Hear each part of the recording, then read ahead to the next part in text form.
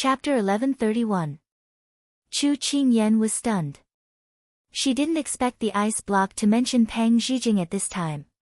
However, she knew that the ice block never spoke nonsense. She seriously recalled her interactions with Pang Zhijing and hesitated.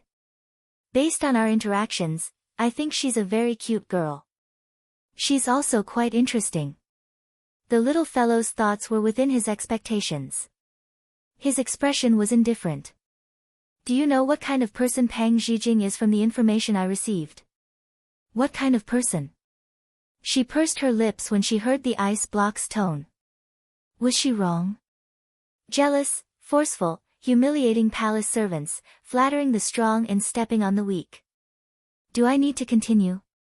Xiao Su said calmly. Chu Qingyan frowned. Although Pigeon Feather had never made a mistake, she still found it hard to believe. Why do I feel that these descriptions are a bit strange when used on her?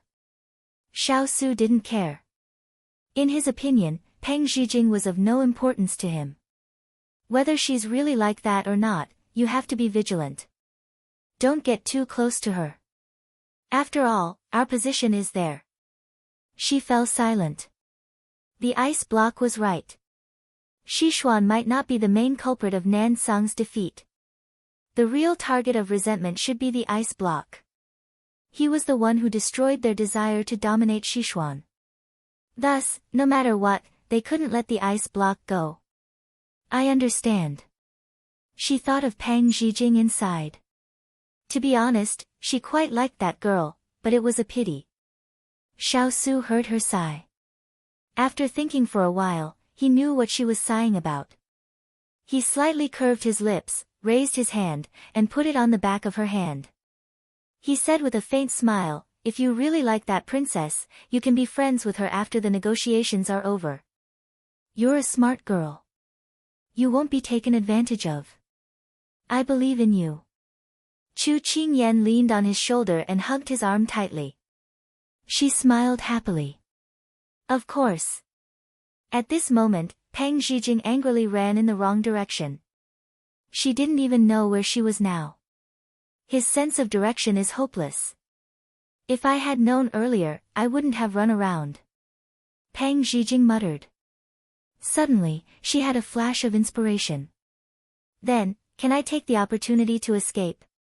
As soon as this thought came to her mind, she immediately lifted her skirt and prepared to look around for a direction to escape. She turned around and saw Xiao Ho leaning against a tree. She was discouraged. Hey, why are you always haunting me? Xiao Ho chuckled. I'm worried that the princess will get lost and never return. This is a responsibility that I cannot bear. His words were mocking her. Pang Zhijing felt uncomfortable, but she had to admit that he was right. She slowly walked towards him. Xiao Ho didn't even look at her and walked back. She followed him with questions in her heart. You don't seem surprised that I don't have a good relationship with Xiao Su. This king brought you here, not expecting you to do anything well. Xiao Ho glanced at her and said mercilessly. Pang Zhijing felt like her little heart had received 10,000 blows. Moreover, my eldest brother doesn't see any other women besides Chu Qingyan. So in his eyes, you are no different from a man. Xiao Ho added another stab. She pursed her lips. Then why did you bring me here? It's very simple.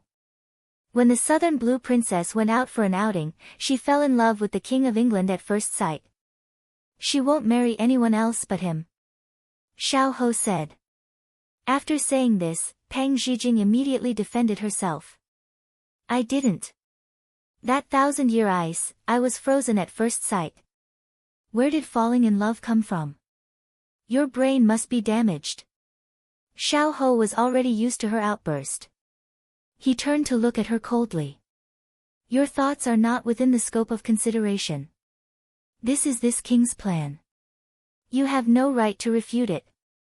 You can only obey. She finally understood that he wanted to create a scandal. Hey, you're going a little overboard. I can feel that the King of England and my goddess have a very loving relationship. I don't want to break them apart. Haven't you heard of this saying? It's better to tear down 10 temples than to tear down a marriage. Xiao Ho narrowed his eyes and walked closer to her step by step. Pang Zhijing felt the danger in his eyes and subconsciously retreated until she was pressed against the tree trunk behind her. When she couldn't retreat anymore, she couldn't help but gulp. Her voice was weak as she said, What do you want? Xiao Ho raised his hand. She thought he was going to hit her and shrunk her neck in fear. However, that hand didn't fall. Instead, it rested on the tree trunk beside her ear and leaned closer to her. It seems like this king has been too lax with you. That's why you have the guts to point fingers at this king. Remember your status, otherwise this king will let you experience what it means to beg for death. This position, from an outsider's point of view, looked like they were intimately embracing each other. His perfectly sculpted face was so close to her that Pang Zhijing's heart was beating wildly.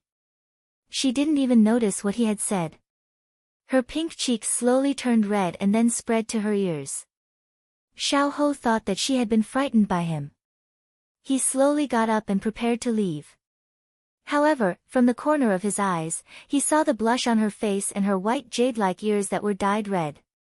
He was slightly stunned. Pang Zhijing thought that her rapid heartbeat had been discovered by him.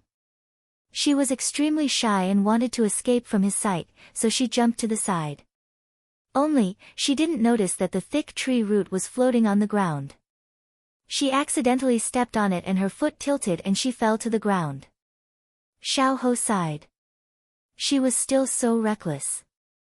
At the same time, his figure flashed and he was already in front of her. He quickly reached out his hand to support her waist. Pang Zhijing was currently in an extremely flustered state. The minute she felt that someone was around, she immediately wrapped herself around him like an octopus. Xiao Ho was hugged by her and was unable to move. His footsteps staggered and he immediately turned around. With one hand holding her, the other hand supported against the tree trunk. Only then did he manage to stabilize their bodies.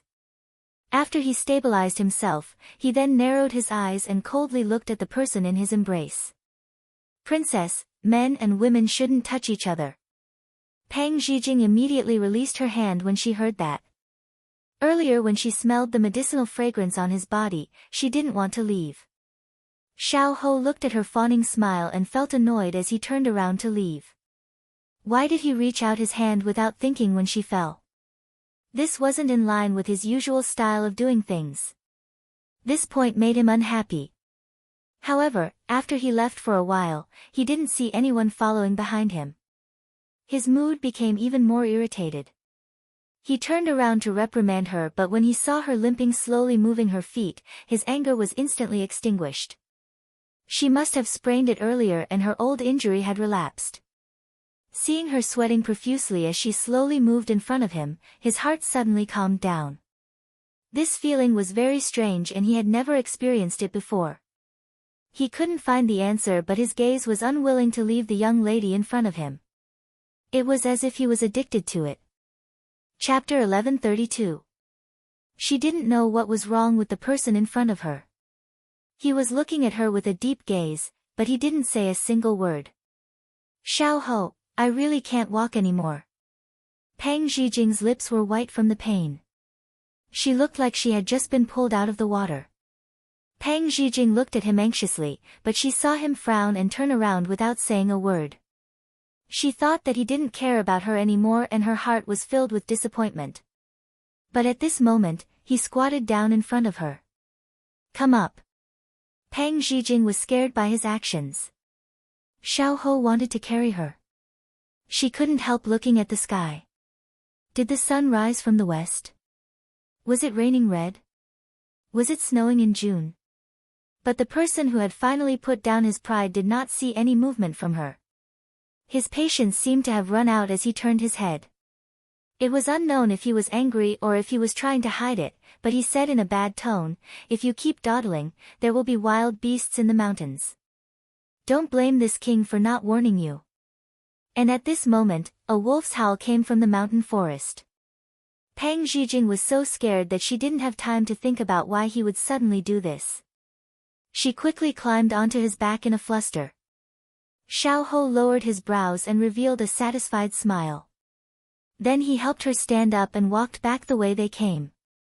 The panic in her heart slowly dissipated from the warmth of his hands. She was now in the mood to look at her surroundings. To be honest, if this place isn't a mountain, it's just trees. It doesn't have any of the magnificence of pavilions, so it doesn't make people feel excited. Pang Zhijing's words sounded very disdainful in Xiao Ho's ears. He raised his brows. It looks like you're looking forward to a life of luxury. As soon as he said this, he saw a slender finger wave in front of his eyes. No, I'm just admiring it. It's not like I'm looking forward to it. But your description is a bit biased. I don't want a life of luxury. Moreover, you've misinterpreted my meaning. What I'm looking forward to is the gentle water of Jiangnan. The trees are evergreen, there's no heat or cold. Holding a paper umbrella and walking in the misty rain is truly poetic and picturesque. It makes people's hearts relax. She was a girl from the north and had always wanted to go to the south to take a look. Who would have thought that before she could even take action, she would inexplicably come to this era? Moreover, the southern Blue Kingdom was simply the opposite of the south. Every time she looked at the sandstorm, she would sigh at her bad luck. Let me ask you a question. Although she said this, she didn't give him a chance to answer. She knew that he would definitely ignore her, so she continued to speak. You've been using illness as an excuse.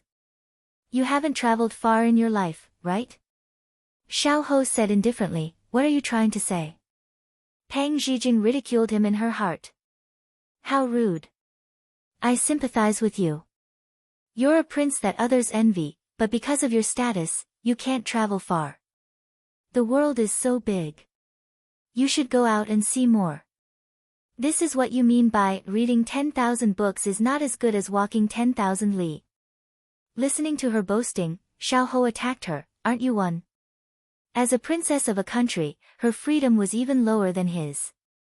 Only then did Pang Zhijing realize that she had forgotten her status again.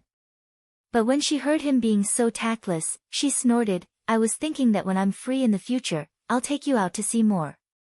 Now, forget about it. Xiao Ho's eyes narrowed slightly as a trace of surprise floated across them. He really didn't want to tell her the truth.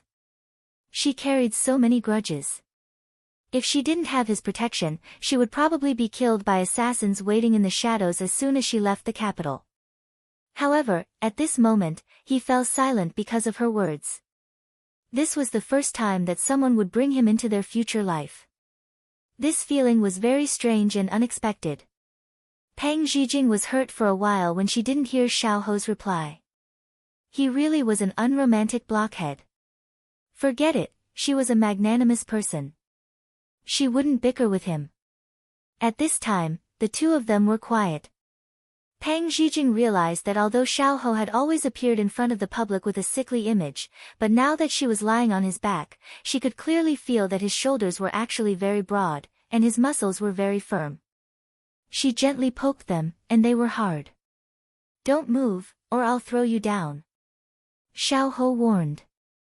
Stingy guy. She thought of something and leaned on his back. She moved closer to his ear and asked, Xiao Ho, people say that power is like rotten meat. It stinks to the heavens. Why are you still so stubborn? The sweet fragrance of a young girl pounced on his nose because she was close to him. It was like an invisible thread that wrapped around his body. When she spoke, her hot breath blew into his ear. It was like a little bug that drilled into his heart, making it itchy. He couldn't help but turn his body to avoid her. He didn't want to be so close to her. That's because you haven't heard of this saying. It's better to be a superior person than a mediocre person. He coldly replied.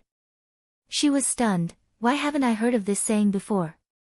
If you have time, you should read more books. This king won't look down on you, but that might not be the case for others.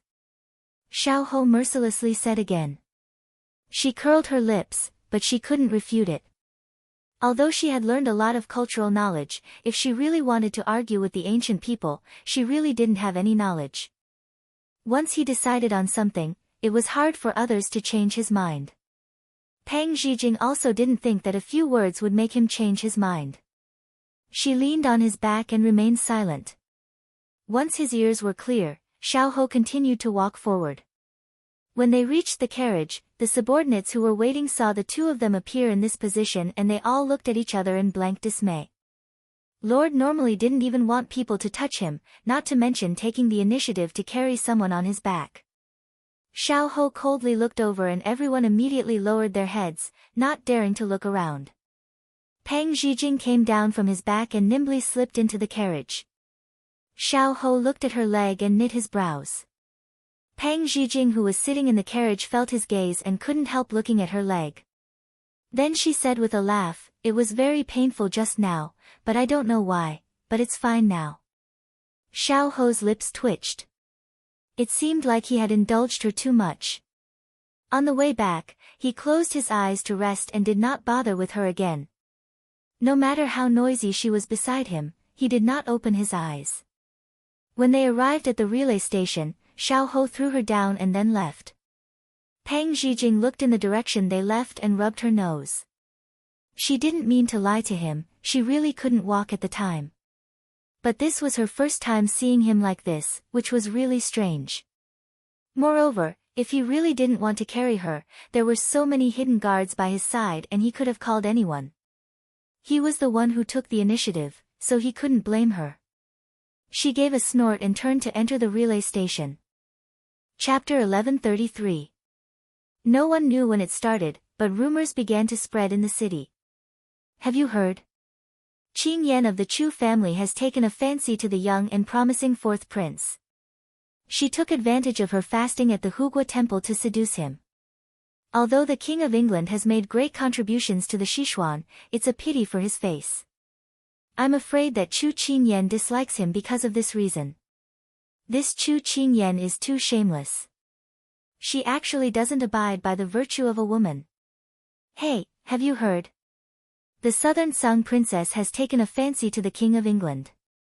Yesterday, she even walked arm in arm with His Royal Highness. Is that true? I have a relative who is a soldier at the relay station. They said that the Southern Sung princess really did go out yesterday. How could it be false? I saw it with my own eyes. In the restaurant, whispers spread throughout the hall. When Chu Qingyan and Hua Xiuli walked into the restaurant, they heard these false rumors. Hua Xiuli glanced at her. You haven't gone out for a few days and you've become the target of disdain. What's going on?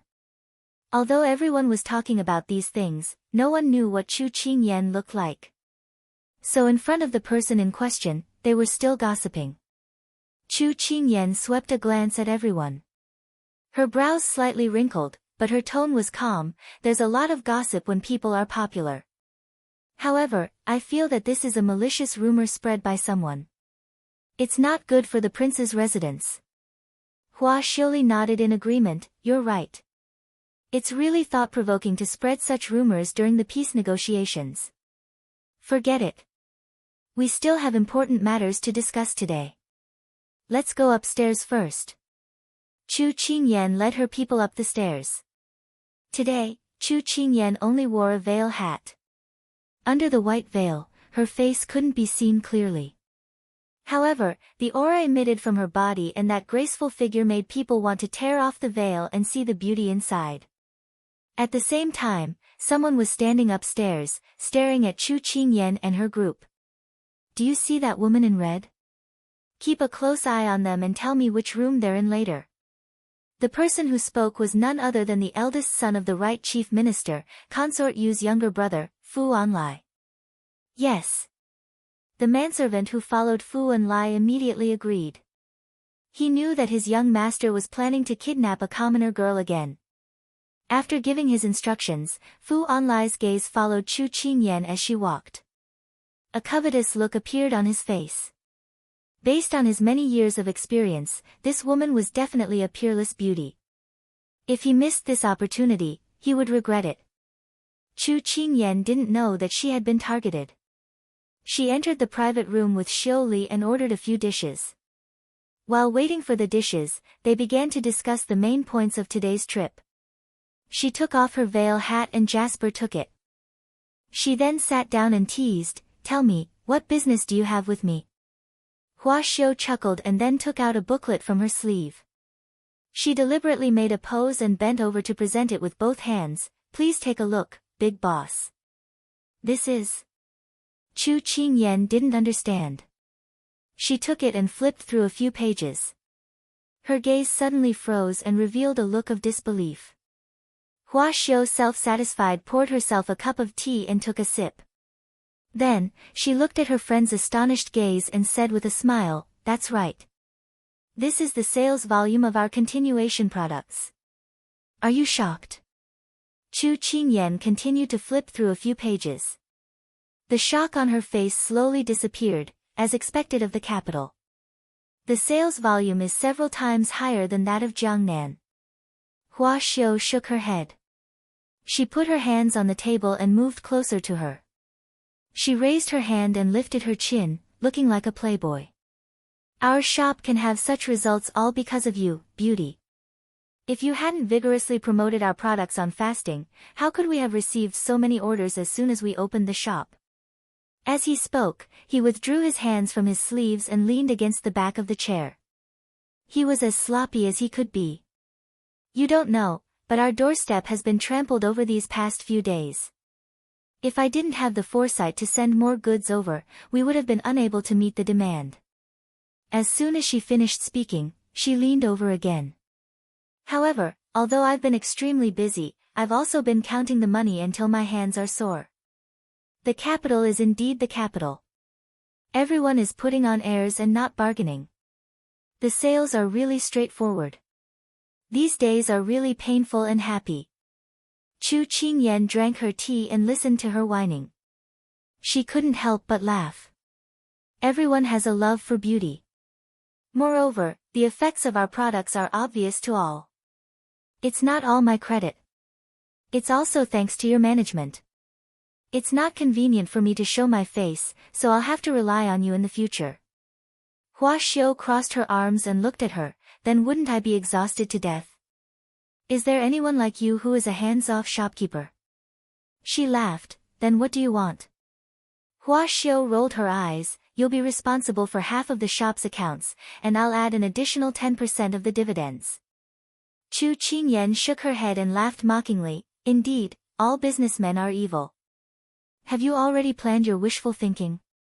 Hua Xiu laughed mischievously. "I'll also be someone who has to support a family in the future. Of course, I have to store more money. Moreover, I'm addicted to money. It's not like you don't know. Most people would not have had the courage or the cheek to confess their inclinations so openly." Chu Qingyan didn't have any objections. Instead, she was interested in how she was going to support a family. "Are you planning to settle down with official Lin?" Hearing this, Hua Xiu's eyes started to wander. "Well, we'll talk about this when the time comes.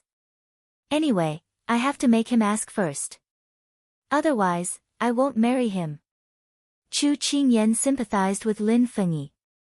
It seemed that he had mentioned marriage to Hua Xiu a long time ago. It was a pity that she kept it a secret, saying that she wanted to test him. Until now, the two of them were still not officially married.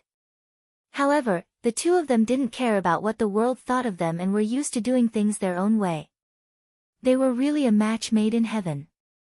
At this moment, Fu Onlai had already entered the private room next to Chu Qingyan's. Because this restaurant was owned by the Fu family, he was familiar with the furnishings inside. He ordered the servants to remove the soundproof wooden boards. Then, he only needed to move his finger to poke through the gauze separating the partitions.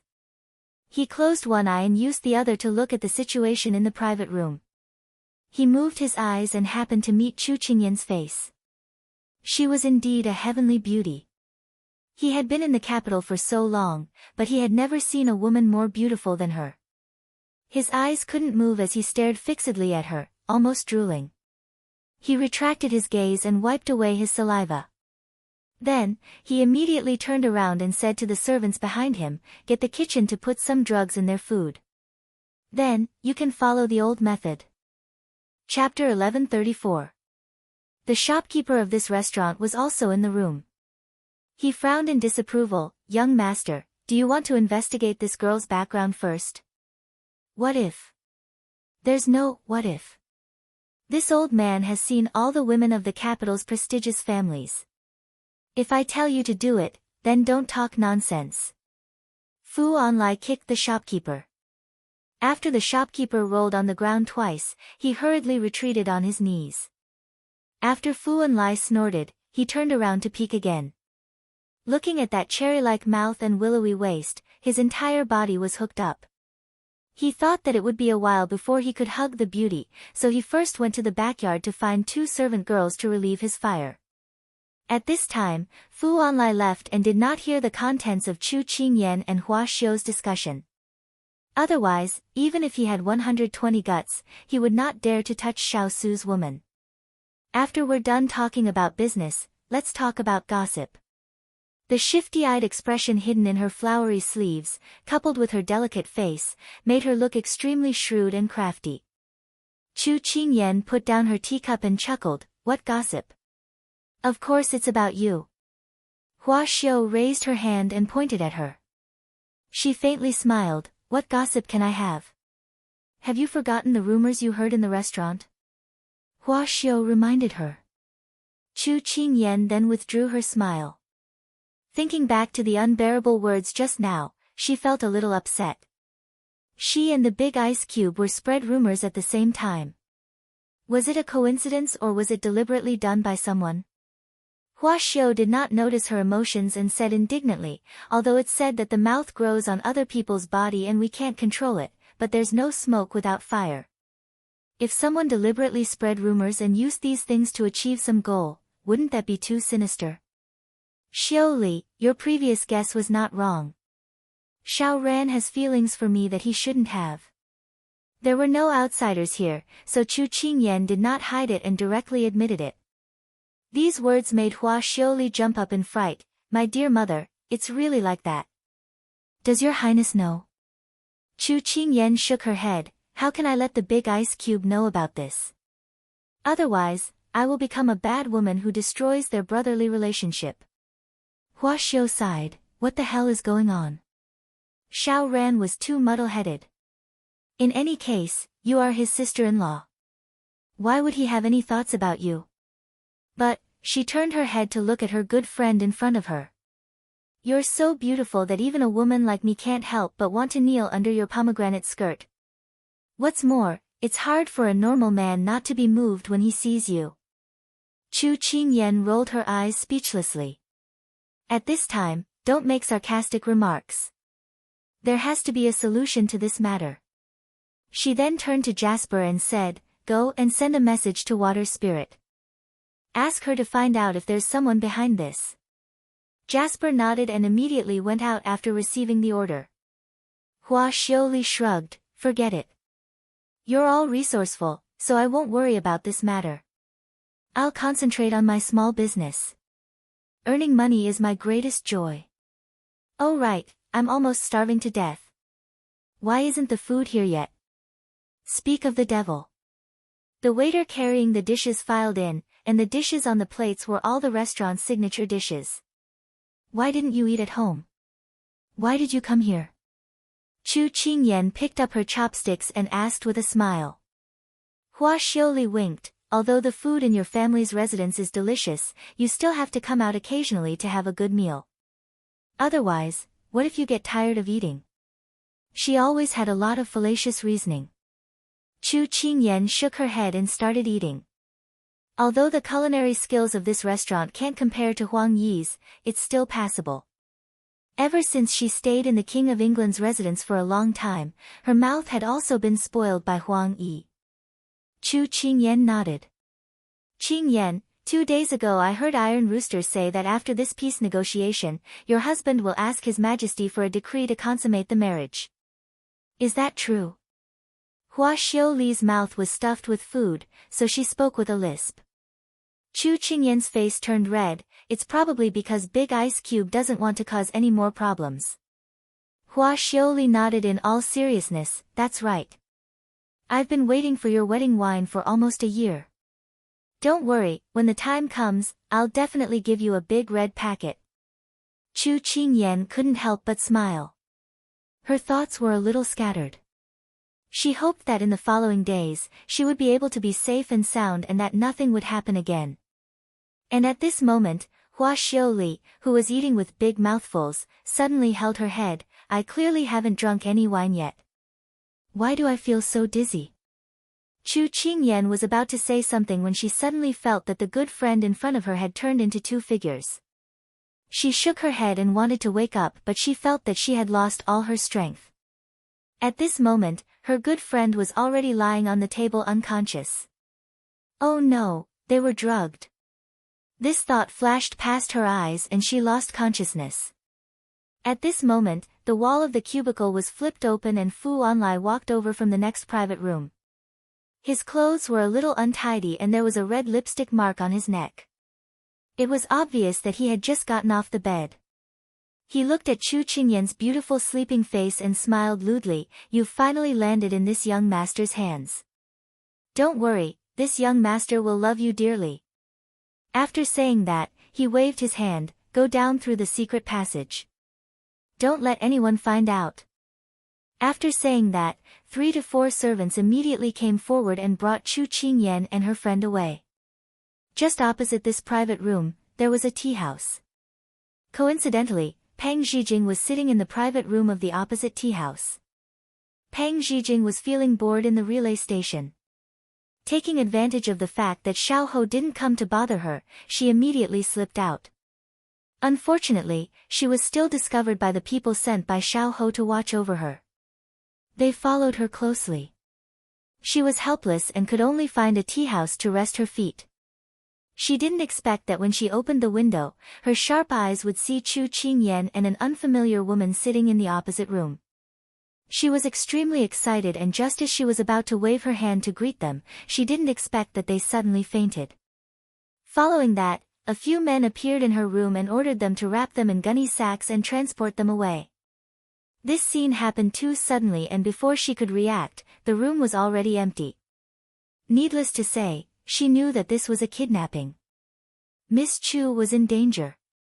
She immediately calmed down and analyzed the situation. Those who dared to kidnap someone in broad daylight must have some background. She didn't dare to delay and didn't dare to interfere rashly, for fear that she would make things worse. Thus, she anxiously said to the people around her, hurry and inform the King of England's residents that their princess consort has been kidnapped. One of the servants sent by Xiao Ho laughed contemptuously. Princess, do you know who kidnapped her? You know? Peng Zhijing asked anxiously, ignoring the disrespect in his words. The eldest young master of the Fu family, the precious son of the current right prime minister, the younger brother of the current emperor's favorite consort, Consort Yu. This series of titles made her feel disgusted. So what? Princess, you may not know this, but this eldest young master of the Fu family is not someone who anyone can easily touch. Furthermore, he is extremely lecherous. If Chu Qingyan falls into his hands, her reputation will be damaged. This way, Chu Qingyan and the King of England's marriage contract will be annulled and it will help the Lord's plan. You will also be able to marry the King of England successfully. Isn't this the best of both worlds? Thus, I will not allow you to interfere in this matter. The moment the servant finished speaking, everyone surrounded her, making it impossible for her to leave. Chapter 1135. These people's irresponsible words stunned her on the spot. So what you mean is that you don't plan to save her? That's right, and we also want to tell the Lord this good news. I believe that this good show will definitely make the Lord happy. That subordinate smile was somewhat gloating, deeply piercing Peng Zhijing's eyes. In order to achieve their goal, they did not hesitate to hurt others. Although she had known this for a long time, it was still her first time experiencing it. She deeply felt her own weakness and powerlessness.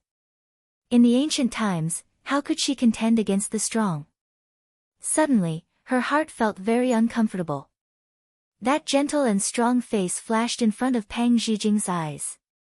In the forest, when they were facing the black-clothed men, it was her who stood up without hesitation and blocked her behind her.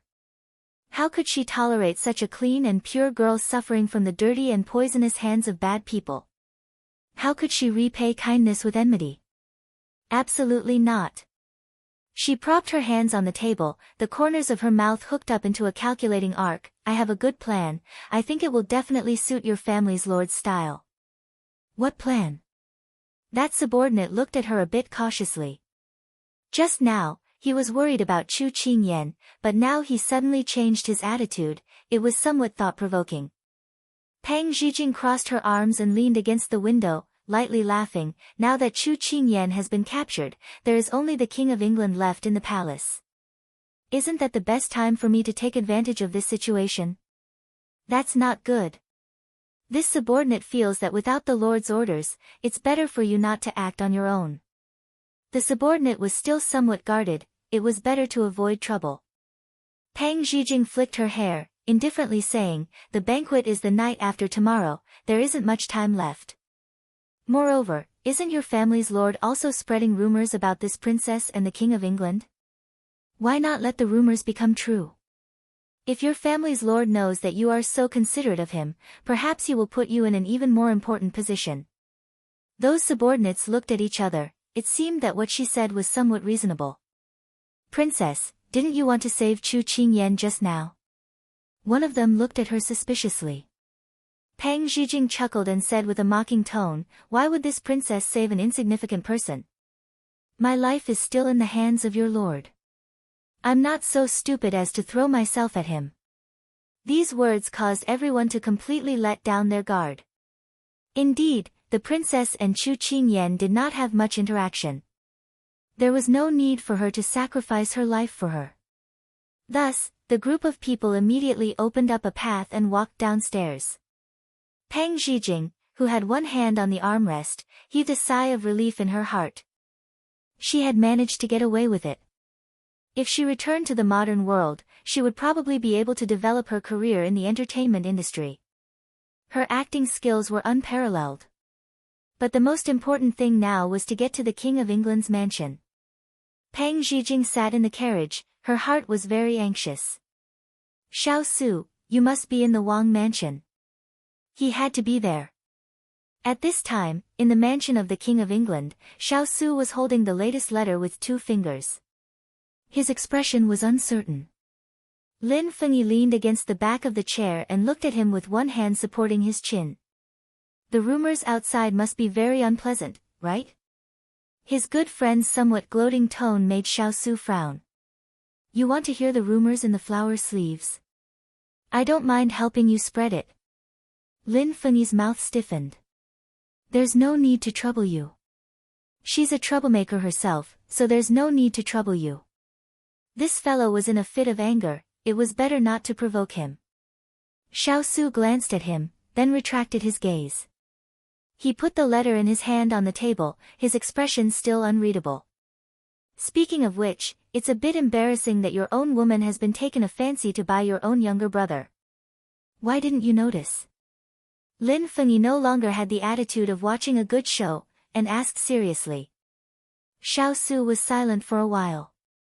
Just when Lin Fengyi thought that he wouldn't answer, he said, I've already noticed that something was wrong before, but I didn't think too deeply about it. A few days ago, he played a male phoenix seeking a female phoenix at Hugua Temple. Although Ian didn't tell me, I was very clear about it. It turned out that his younger brother already had such deep feelings for the little fellow. It was really surprising. Lin Fengyi was shocked. What? He actually confessed his feelings to Miss Chu. Doesn't he know that she's your fiancée? Could it be that he inherited his mother's domineering personality? It's simply too hard to accept. Xiao Su didn't answer. His eyes were gloomy. Hey, in the past, you always gave in to your younger brother. You won't do it again this time, right? Lin Fengyi looked at him with a puzzled tone. This fellow wouldn't give up his beloved woman again, right? This wasn't something that he wouldn't do. Xiao Su coldly glanced at him. Ian isn't a thing. She has her own freedom and no one can force her. However, in the past, I didn't fight with Xiao Ran because those things didn't catch my eye. Ian is different. If he dares to stretch out his hand, I'll chop off his hand. If he dares to stretch out his leg, I'll destroy both of his legs. Lin Fengyi sucked in a breath. It was really rare to see such a domineering Xiao Su. He relaxed his expression and chuckled. As expected, only Chu Qingyan could bring out his true self. He was like a ferocious beast that roamed the world without any fluctuations in his emotions. Only Chu Qingyan was his taboo, causing him to no longer remain silent. This was really a good thing. Did Ian go out with Hua Xiu? Xiao Su recovered his usual indifference. He propped up his head with one hand and asked casually. Truly, 1 day apart for 3 autumns. After not seeing her for half a day, you're already missing her. Lin Fengyi was in a joking mood. He picked up the teacup and slowly took a sip. Then he slowly continued, I heard that they're discussing the recent sales performance. However, I'm not sure where they're going. At this time, Hualing walked in. Master, Princess Nansang Jing is here to visit. Xiao Su didn't even raise his head as he coldly refused, I'm not seeing her. On the side, Lin Fengyi nodded in confusion. This Princess Nansang's sudden visit is a bit strange. Sir Lin, there's nothing strange about it. Didn't you hear the rumors outside? This Princess Nansang should be using this opportunity to spread some rumors with Master. That's why she suddenly came. Hualing explained with a bit of shame. Their master belonged to the little princess, so why did this Pang Zhijing come here to cause trouble?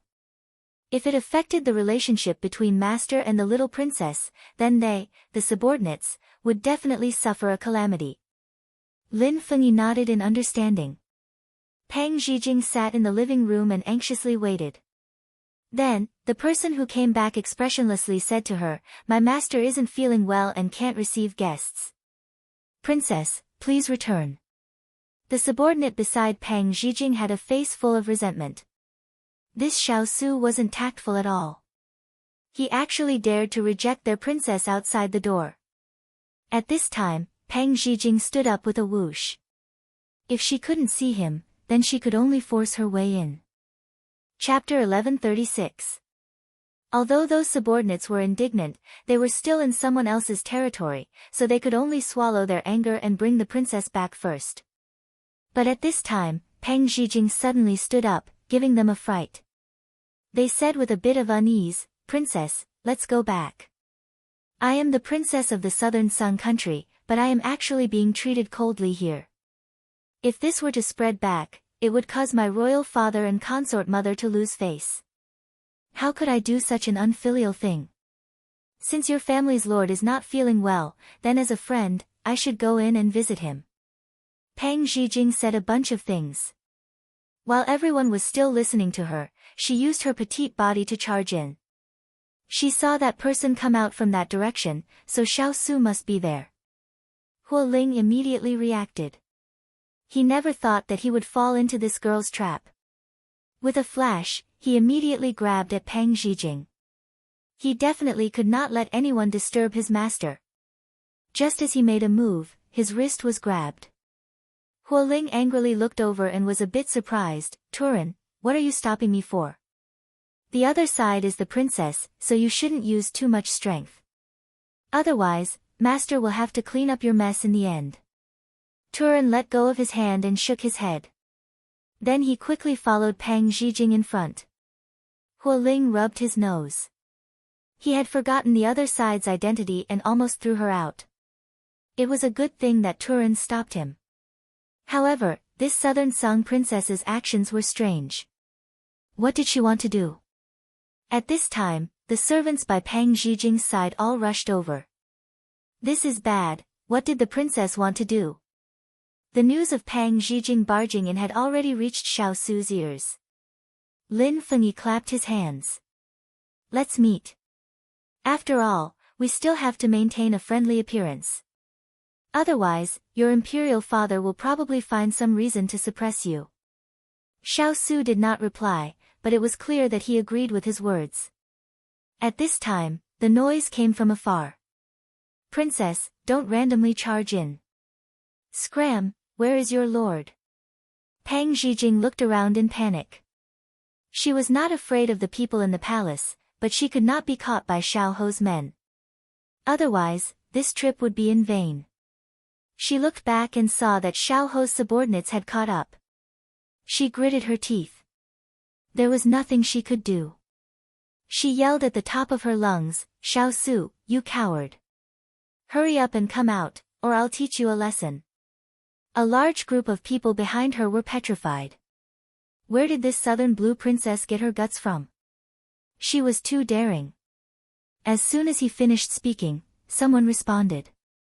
"Princess Jean, if you can't give this king a reason to trespass, then don't blame this king for being impolite." Xiao Su stood coldly on the steps and looked down at her. Pang Zhijing's hands were on her knees as she gasped for breath. When she heard his voice, she was overjoyed. She immediately raised her head and shouted, "Miss Chu has been drugged and taken away. We don't know if she's dead or alive." As soon as she finished speaking, a person 10 feet away suddenly appeared in front of her. His entire body was emitting a cold aura. "What did you say?" This feeling was like a messenger from hell, emitting an aura of death. Pang Zhijing shook her legs and immediately said, "The other party is the Fu family's eldest young master, Fu Anlai." As soon as she finished speaking, the person in front of her suddenly disappeared. She could only hear Xiao Su's voice from afar. "Hualing, order water spirit to send out all the pigeons to find Ian and Fu Anlai's whereabouts. Turin, bring everyone." The pressure disappeared. Pang Zhijing leaned against a tree and almost fell down. The undefeatable god of war truly lived up to his name. But at this time, she turned to look at the dark-faced Xiao Ho's subordinates and revealed a pale smile. "Sorry, I used you guys. Princess, please go back and tell this to Lord yourself." The cold voice was mixed with resentment. Pang Zhijing gently smiled and did not say anything else. At this moment, Xiao Su had already brought his men to the restaurant from before. Water Spirit said that the last place young Princess Consort appeared was here. And the shadow guards who followed young Princess Consort said that she did not leave this place from the moment she entered. So young Princess Consort should still be here. Hualing sized up this private room and thought that this Fu Anlai really had guts.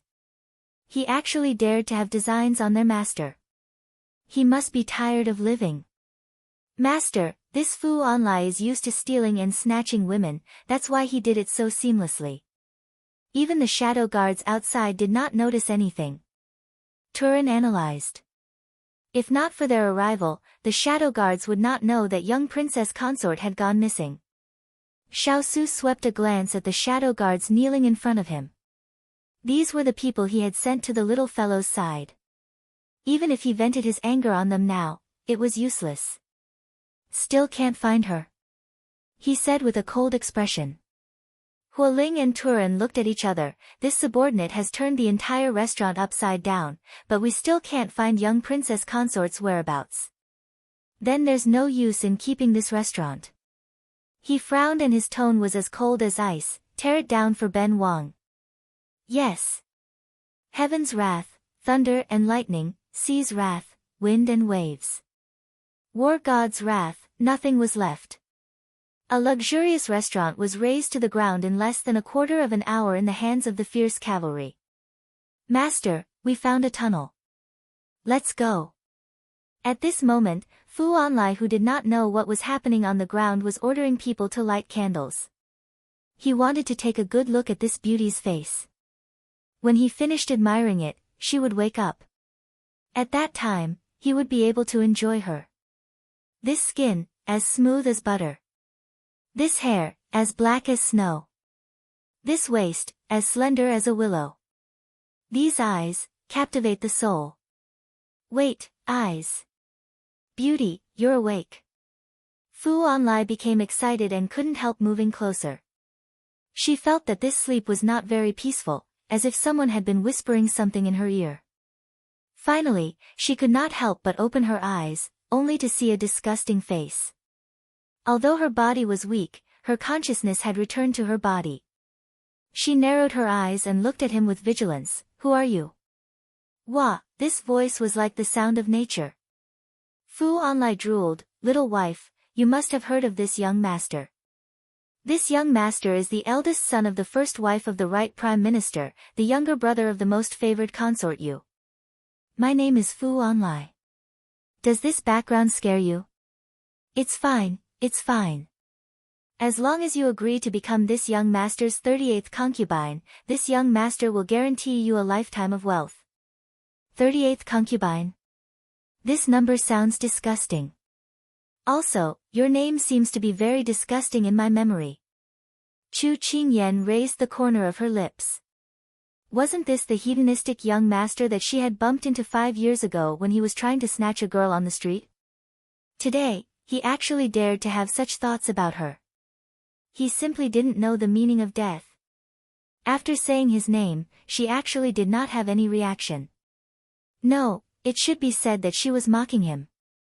Fu Onlai's anger surged, you don't know what's good for you. Once this young master enjoys you, you will never leave this young master. Just as he was drooling and reaching out his hands towards her belt, the door to the secret room was suddenly kicked open from the outside. Fu Onlai turned around in fright. He only saw a cloud of dust, making it hard to see clearly. However, he saw a figure against the light, like a war god bathed in blood, with an imposing aura. Daring to touch this prince's woman, are you tired of living? Chapter 1137. Pa, the wooden block was crushed. In this quiet space, it was strange and eerie, bringing with it an absolute pressure. Dust flew up, and in the grayish-yellow halo, a figure gradually became clear. A dark black robe fluttered in the halo, like a hunter of the night. From head to toe, there was a cold killing intent. Cough, cough, you, who are you? Also, do you know who I am? Fu Onlai choked on the dust and couldn't speak a complete sentence, but at this time, he didn't forget to maintain a fierce expression in front of the other party.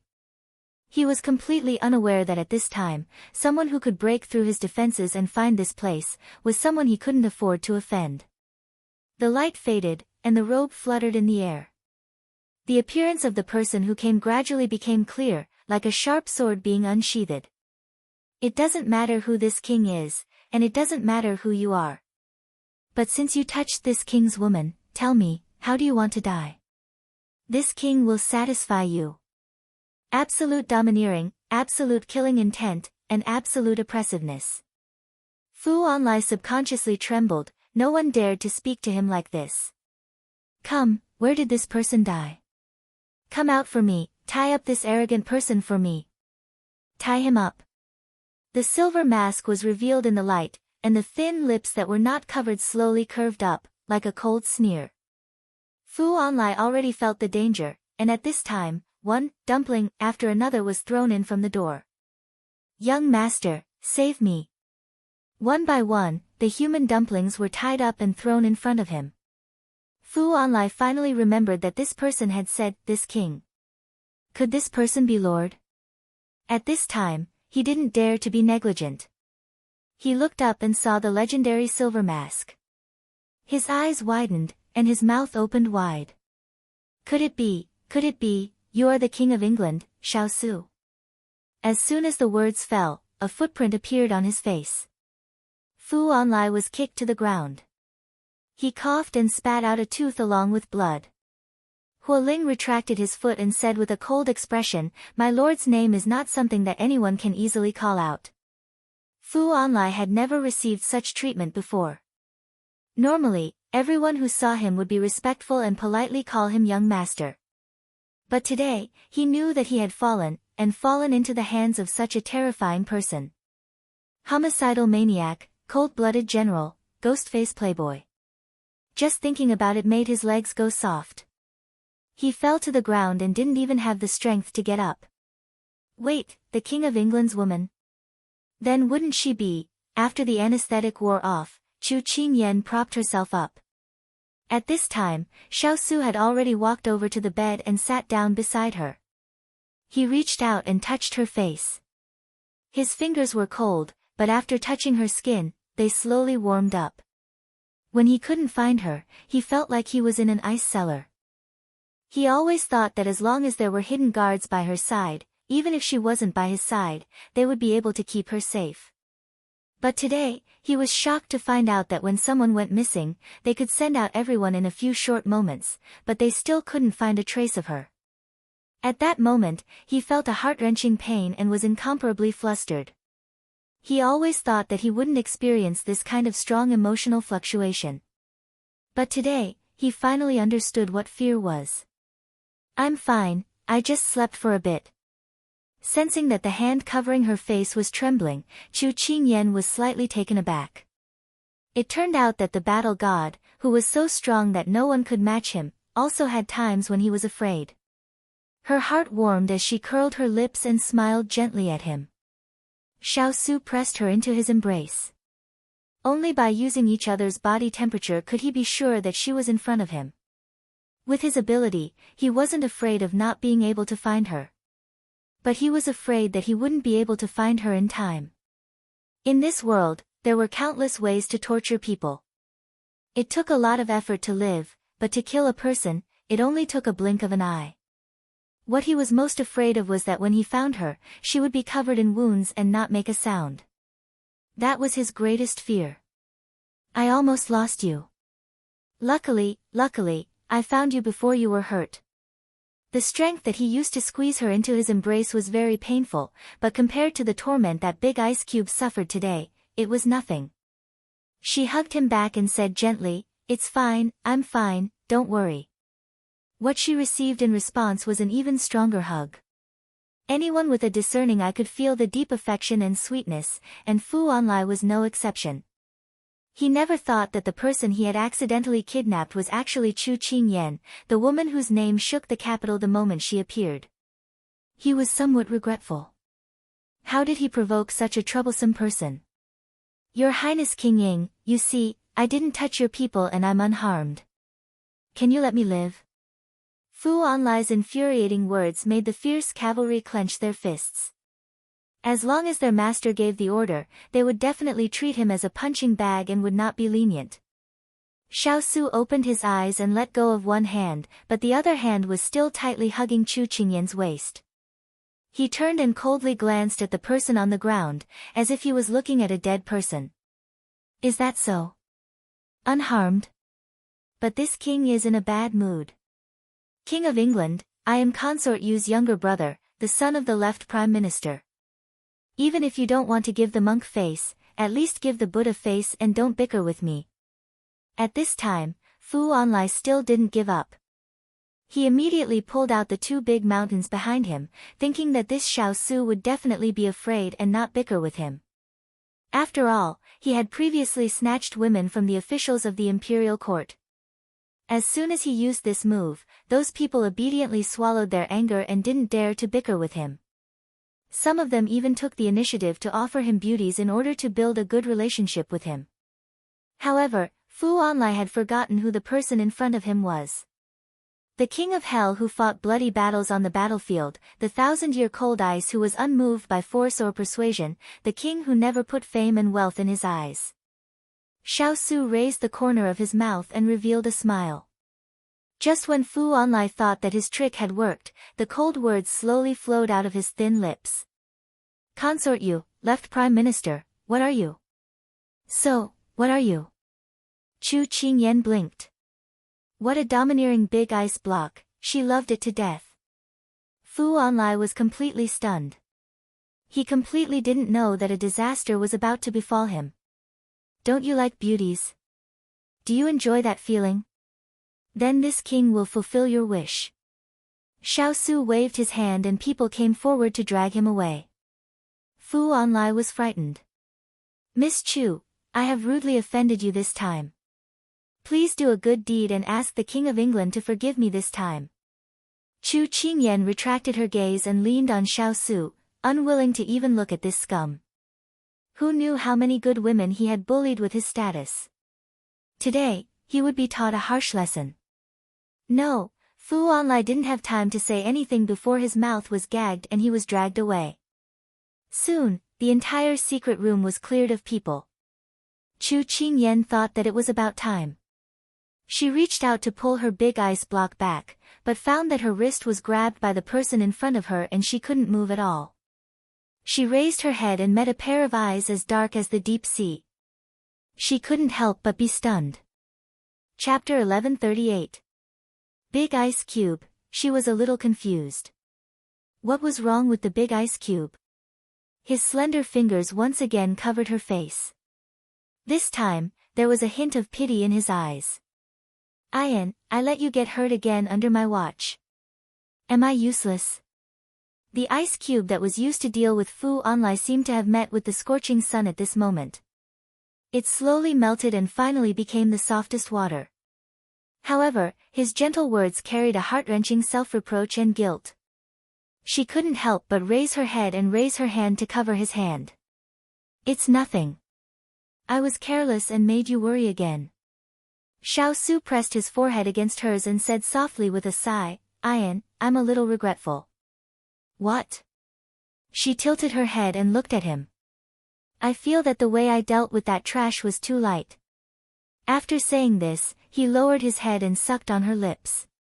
His hands pulled her closer and made her stick close to him. Two young bodies were sewn together, as if no one could separate them. This kiss came too suddenly. She tilted her head up and was forced to endure his sudden and violent attack. He was rarely so anxious. From his movements and strength, she could feel his uneasiness and self-reproach. Her eyes moistened. This big ice cube made people want to take pity on him. She hugged his back and followed his movements, catering to him. I'm sorry to have made you worry again. Xiao Su felt her actions. He closed his eyes and deepened the kiss. In the quiet secret room, on the beautifully decorated bed, the two outstanding young man and woman did not hide their love for each other. They were deeply entangled. Snow-white skin, warm body temperature, and whose black hair could not be distinguished. When the fingertips brushed past, it was a trembling love. At this moment, he could only use this method to sense the other party's existence. It was not like before when he stretched out his hand but did not know where the other party disappeared to. And the main culprit who caused all of this was currently being fed medicine. What is this? I don't want to eat it. Let me go. Fu Onlai struggled with all his might, refusing to drink the medicine. Water Spirit, whose face was covered by a veil, crossed her arms and looked at Fu Onlai who was struggling for his life. She chuckled and said, Don't worry. This is not poison. It's a miraculous elixir that will make you drunk. Oh, no, it's asshole. Don't refuse it. Every drop is very precious. Her voice was like a fairy's, but in Fu Onlai's ears, it was like the call of the king of hell. He struggled even more violently, but the medicine was still forced down his throat. He fell to the ground in a sorry state and pointed angrily at the people present. I will remember all of you. My father and sister will not let you off. Really? Shui Ling walked over and stepped on his finger, turning a blind eye to his howling and wailing as she said in a soft voice, My mistress is looking forward to you not letting her go. With that, she turned around. Is everyone ready? Everything is ready. One of the fierce cavalry replied. Good. Then throw them in. Immediately after, the bullies who usually followed Fu Onlai in the secret room were thrown on the ground like a human pyramid. They were all drugged and lying on the ground weakly. Fu Onlai did not know what they were going to do. He wanted to stand up and call for help, but he found that there was something wrong with his body. Soon, his gaze became infatuated. Why were there so many beauties on the ground? He walked towards the servants step by step, drooling. He took off one of the servants' robes. That person screamed, Young master, what are you doing? Ah, help! What a beautiful voice, save, save, the door closed behind him. Water Spirit's lips curled up, revealing a wicked smile. Don't you like beauties? Then this time, the fierce cavalry will give you a big gift. When the sun rises tomorrow, the news that the Fu family's eldest young master likes to fool around with more than 10 men will spread throughout the capital. At that time, you don't have to thank the fierce cavalry for making you famous. The Fu family, Consort you, left Prime Minister, in the eyes of our fierce cavalry, what are they? Anyone who dares to touch our beloved little princess Consort should be prepared to face the consequences. Water Spirit, how is the matter Master gave you coming along? Hualing appeared in the hallway and subconsciously asked Water Spirit who was walking over. It's been a long time since I've dealt with an opponent like this. It feels like the evil energy that has been suppressed has finally been released. It really feels good. Water Spirit covered her mouth with a handkerchief and her smile made people's hair stand on end. After Water Spirit left, Turin passed by the hallway and saw Hualing who was sticking to the wall like a gecko. He couldn't help but ask, what is this new move of yours? Too scary, too scary. Water Spirit has turned evil. Hualing said this and slowly slid to the ground like a sticker. Never offend a woman. At this time, Peng Zhijing was forced into a horse carriage by her subordinates and was quickly sent back to the relay station. She sat in the horse carriage with her hands tightly holding onto the wooden planks. Although her face was calm, her heart was currently in a mess. She had openly disobeyed Xiao Ho's orders and seemed to have caused him quite a bit of trouble. Would he become angry and kill her? Thinking of this, her lips unconsciously turned white. However, fate always liked to play tricks on people. The horse carriage stopped and her heart skipped a beat. Were they there yet? At this time, a white hand reached in from outside. Like a movie in slow motion, the hand grabbed the curtain and then opened it. She swallowed a mouthful of saliva and her back was tightly pressed against the wall. Her eyes were wide open as she watched the light from outside slowly enter the carriage, dispelling the darkness. But for the current her, the darkness had truly arrived. Your Highness, you made this king wait for a long time. At the end of the curtain, a weak-looking face was looking at her with a smile that wasn't a smile. His voice was strange like a monster with its mouth wide open, waiting for her to walk into its trap. Why are you here? She was afraid and her voice trembled. I received a report from my subordinates and began to wait for your Highness. I wanted to hear what your Highness had to say.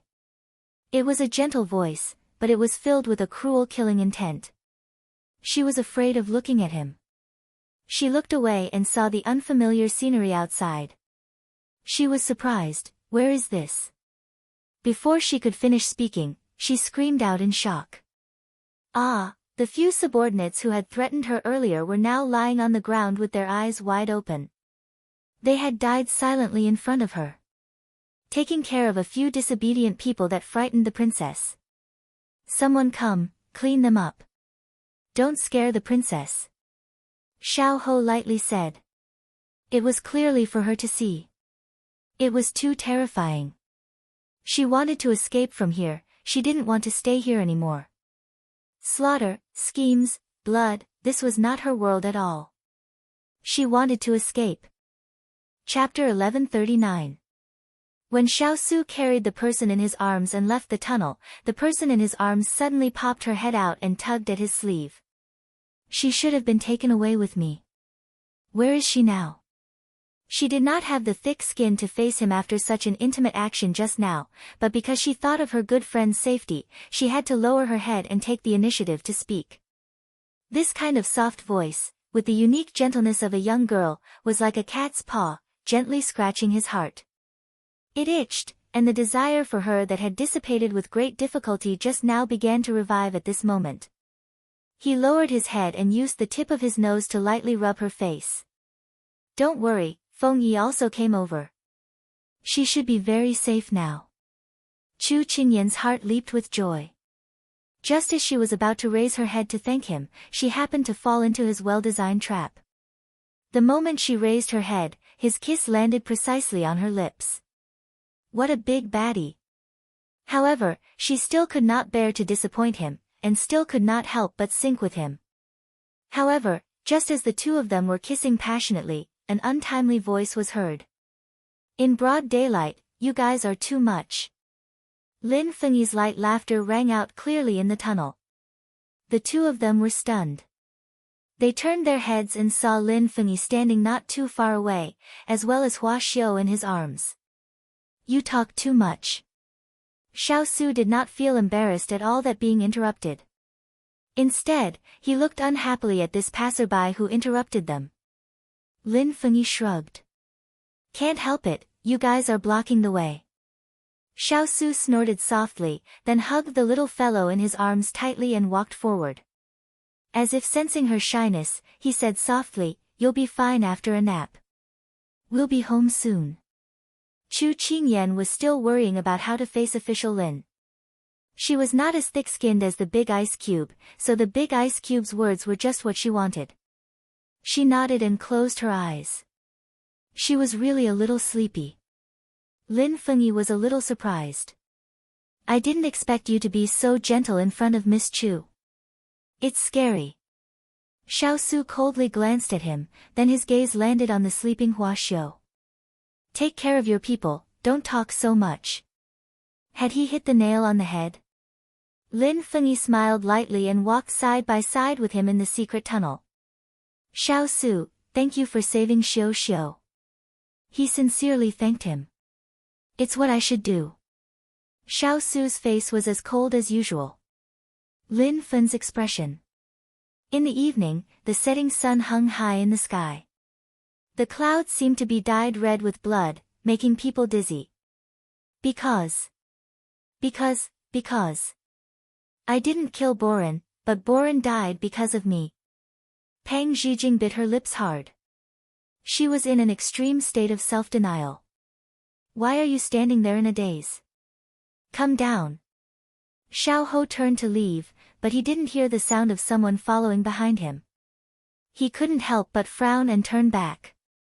He saw that her head was lowered, so he couldn't see her face. He was silent for a moment, then walked back to the carriage. Then, under everyone's shocked gaze, he reached out to carry her down the carriage. Pang Zhijing subconsciously dodged the hand that suddenly reached out. Xiao Ho himself couldn't understand why he would do this. When he reached out his hand, there was some struggle in his heart. But when he saw that she wasn't cooperating, his face darkened.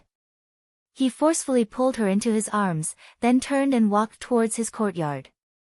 The body in his arms was trembling. It was like a basin of water had extinguished his anger. He lowered his head to look at her. Why are you hiding?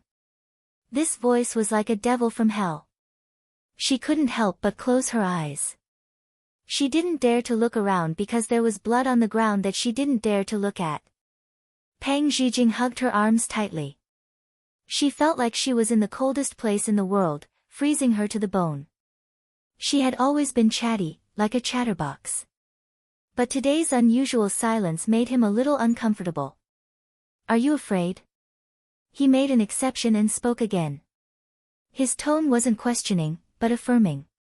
Her tightly closed eyelashes trembled slightly, then she slowly opened them. She was like a lost traveler in the sea, looking for help from a shark. She was afraid and helpless. Will you kill me? Xiao Ho paused because of her words. Then he continued to walk forward, his eyes looking forward. If you don't do anything wrong, if you don't betray this king, you will be safe. Pang Zhijing was silent again. After not receiving a response for a long time, Xiao Ho frowned and lowered his head. He saw that she was like a frightened kitten, obediently curled up in his arms.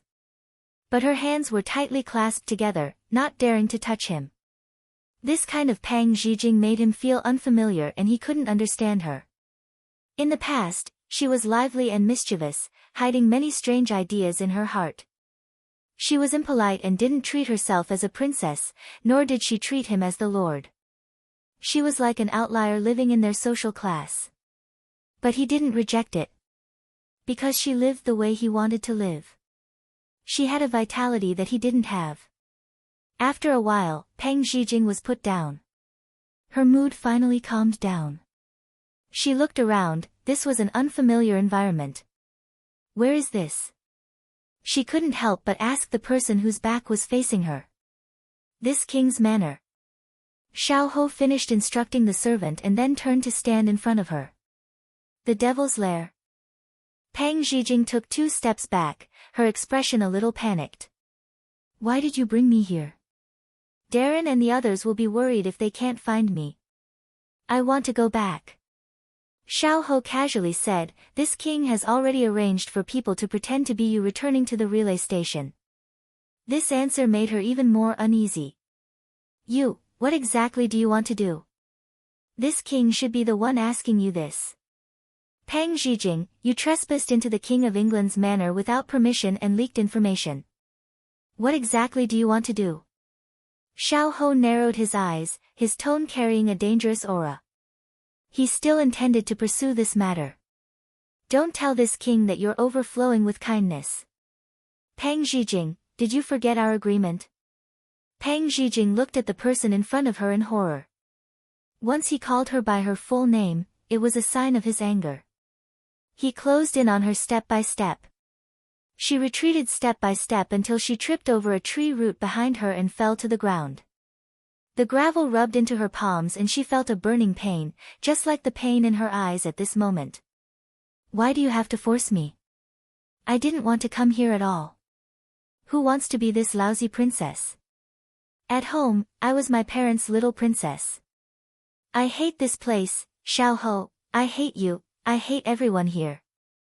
Sob. Fear and despair were like thorny vines, twining around her body, tightening inch by inch. It was so painful that she couldn't breathe. Xiao Ho wanted to reach out and pull her up, but he was stunned by her sudden crying. Xiao Ho, I hate you. Hate, this king. Chapter 1140. Pang Zhijing's words caused waves to surge in Xiao Ho's heart. The words that people said when they were on the verge of collapse were like the truth after drinking. Every word came from the bottom of their heart. Xiao Ho was slightly dazed. It wasn't that he hadn't experienced the feeling of being hated before, but he didn't know why it felt different when it came from her mouth. But why did he care if she hated him or not? It didn't matter whether she was there or not. But he still couldn't help but walk in front of her and squat down. What's there to cry about? This prince hasn't even started to bully you yet. His tone carried a bit of helplessness. When the words buried in her heart were shouted out, it was like a balloon filled with air had burst with a bang. It was as if all of her strength and courage had disappeared. Then she began to regret it. She shrank back and hugged her knees. She didn't dare to look at him and didn't dare to speak. Seeing her like this, Xiao Ho rubbed his forehead and felt a bit helpless. Where did the courage you had to go against this prince go? Without waiting for her answer, Xiao Ho reached out and picked her up. He turned around and walked towards his courtyard. Pang Zhijing thought that this person would leave her here, but she didn't expect that in the end. She put down the fear in her heart and secretly raised her head to look at him. From this angle, she could only see his delicate lower jaw. It was like the peaks of a snowy mountain, mysterious and charming. It made people want to approach him. She immediately stopped this thought, lowered her eyes again, and calmed her emotions. Her every move was under his eyes. Seeing her panic, Xiao Ho slightly hooked his lips. He didn't hesitate to use the honey trap just now and it was really useful. Where are we going? Put me down and I can walk by myself. She felt that the more she walked, the quieter her surroundings became. But the more beautiful the place was, the more thorny it was. She couldn't help but start to struggle. Xiao Ho tightened his arms and his tone was a bit impatient. Don't move, or I'll throw you down. Receiving this threat, even if she didn't want to, she could only be quiet. He wasn't a gentle hypocrite in front of others, but why did he expose himself in front of her? Why didn't he put on a full act? After a while, they entered a courtyard. The trees were lush and luxuriant, and flowers were everywhere. It was very beautiful, as if this courtyard was located in a small garden. Pang Zhijing's attention was quickly attracted, and the cautiousness and uneasiness she felt just now was reduced by a lot. Seeing this, Xiao Ho's expression softened. It seemed that coming here was the right choice. He placed her on the bed and turned to walk to the door. Not long after, he returned with a medicine bottle. Pang Zhijing was looking around. There were paintings and zither hanging on the walls. It was a bookish room. However, after a while, her line of sight was blocked. The corner of her mouth twitched. Didn't this person just go out? Why did he come back? Hand. He sat down in front of her and looked at her hand. She stared blankly for a moment before she opened her palm. It was completely red, and there were even traces of blood in some places. It turned out that he had gone to get her medicine. I'll do it myself. Before she could finish speaking, her wrist was already grasped by him, and she was pulled in front of him. Then, he opened the bottle and began to apply the medicine for her. You're so clumsy. Let this prince do it. Xiao Ho's tone didn't hide his disdain. Although she was grateful, when she heard him say that, Pang Zhijing couldn't help but mutter, why don't you take a look at who caused this? Xiao Ho glanced at her. She thought that he was going to lecture her again, so she swallowed her saliva. Unexpectedly, he lowered his head again, as if nothing had happened, and carefully applied the medicine for her. Growing up, you've always injured your leg or hand. You're quite capable. He said coldly. Pang Zhijing's mouth twitched. Wasn't it all his fault? However, it seemed that he was the one who bandaged all the injuries. What kind of person was he? He was very ambitious and very scheming, but at the same time, he was also very gentle. Which one was the real him? Why are you in a daze? Along the way, she was unusually silent. He thought that it was about time, but he didn't expect that it would continue until now. He was used to her usual rowdiness, but now that he saw her depressed look, he felt a little uncomfortable. Hearing this, she raised her head. Her eyes were filled with confusion. She did not even think before she spoke. Xiao Ho, can killing solve the problem? Xiao Ho was stunned. He didn't expect her to ask this question. What are you trying to say? I know that this is an era where the strong prey on the weak, but everyone only has one life. Everyone is born equal. The difference between high and low is just because the upper class wants to control. In fact, everyone's life is just a short few decades. We don't have the right to deprive others of their right to live. Maybe you think that I'm stupid, but I don't agree with using killing to solve problems. Blood will only bring more resentment. Living should not only be about the persistence for power, the desire for money, the obsession for pleasure, but more importantly, learning to love yourself and others. Pang Zhijing lowered her head. When she said this, she didn't dare to look at him, afraid that she would see a sneer in his eyes. Then, she slowly said each word. Since you think it's stupid, then don't say it out loud. Because it will only make people think that you're even more stupid. The light mocking tone sounded in her ears. She raised her head in a daze. When she saw the contempt in his eyes, she couldn't help but feel defeated. It was still like this. You're too naive. It's like persuading a beast in the mountains to give up on meat and eat grass. Do you think that's possible? After Xiao Ho finished bandaging her wound, he withdrew his hand. Then, he stood up and looked down at her from above. Only those who are strong can live longer. This is the law of this world. Pang Zhijing deeply sighed. It was her who was delusional to think that she could change other people's minds. She was really naive. Seeing him turn around to leave, she didn't know why, but she wanted to call out to him. Hey! Xiao Ho turned around and raised his eyebrows. Is there anything else? You're not going to pursue today's matter? After saying this, she wanted to bite off her own tongue. She really touched a sore spot. Xiao Ho chuckled. You're already scared to this extent. It seems like the punishment is already enough. If I really teach you a lesson, wouldn't this prince lose you as a chess piece? Chess piece. It really hurts. But since you mentioned it, then this prince will give you a chance. Why did you save her? She lowered her head and replied, she saved my life. I can't just watch her get hurt. Moreover, she's a good girl. Xiao Ho wasn't surprised. Someone will send you back later. After saying this, he stepped out of the room. After taking large strides down the steps, he stopped in his tracks. She felt as if she was running away because of what she had just said. Learn to love yourself and then love others. What a joke. But he didn't know why, but his heart was momentarily confused because of her words. Originally, he had captured her to punish her for being disobedient today. But when he saw the panic and fear in her eyes, he suddenly couldn't bear to do it. Seeing her injured, there was a strange feeling in his heart. Xiaoho, Xiaoho, what's wrong with you? Chapter 1141. However, there was a traffic jam on the road leading to the relay station because of a mad horse. Pang Zhijing's return was delayed for the time being. After Xiaoho left, Pang Zhijing was bored in the room, so she walked around. When she came out of the room, more than 10 maidservants surrounded her, wanting to serve her. She was so scared that she hid in the room again. Not only because of her identity as a princess, but also because this was the first time their lord personally brought a woman in. Everyone was very curious and gathered in the courtyard, wanting to see her face.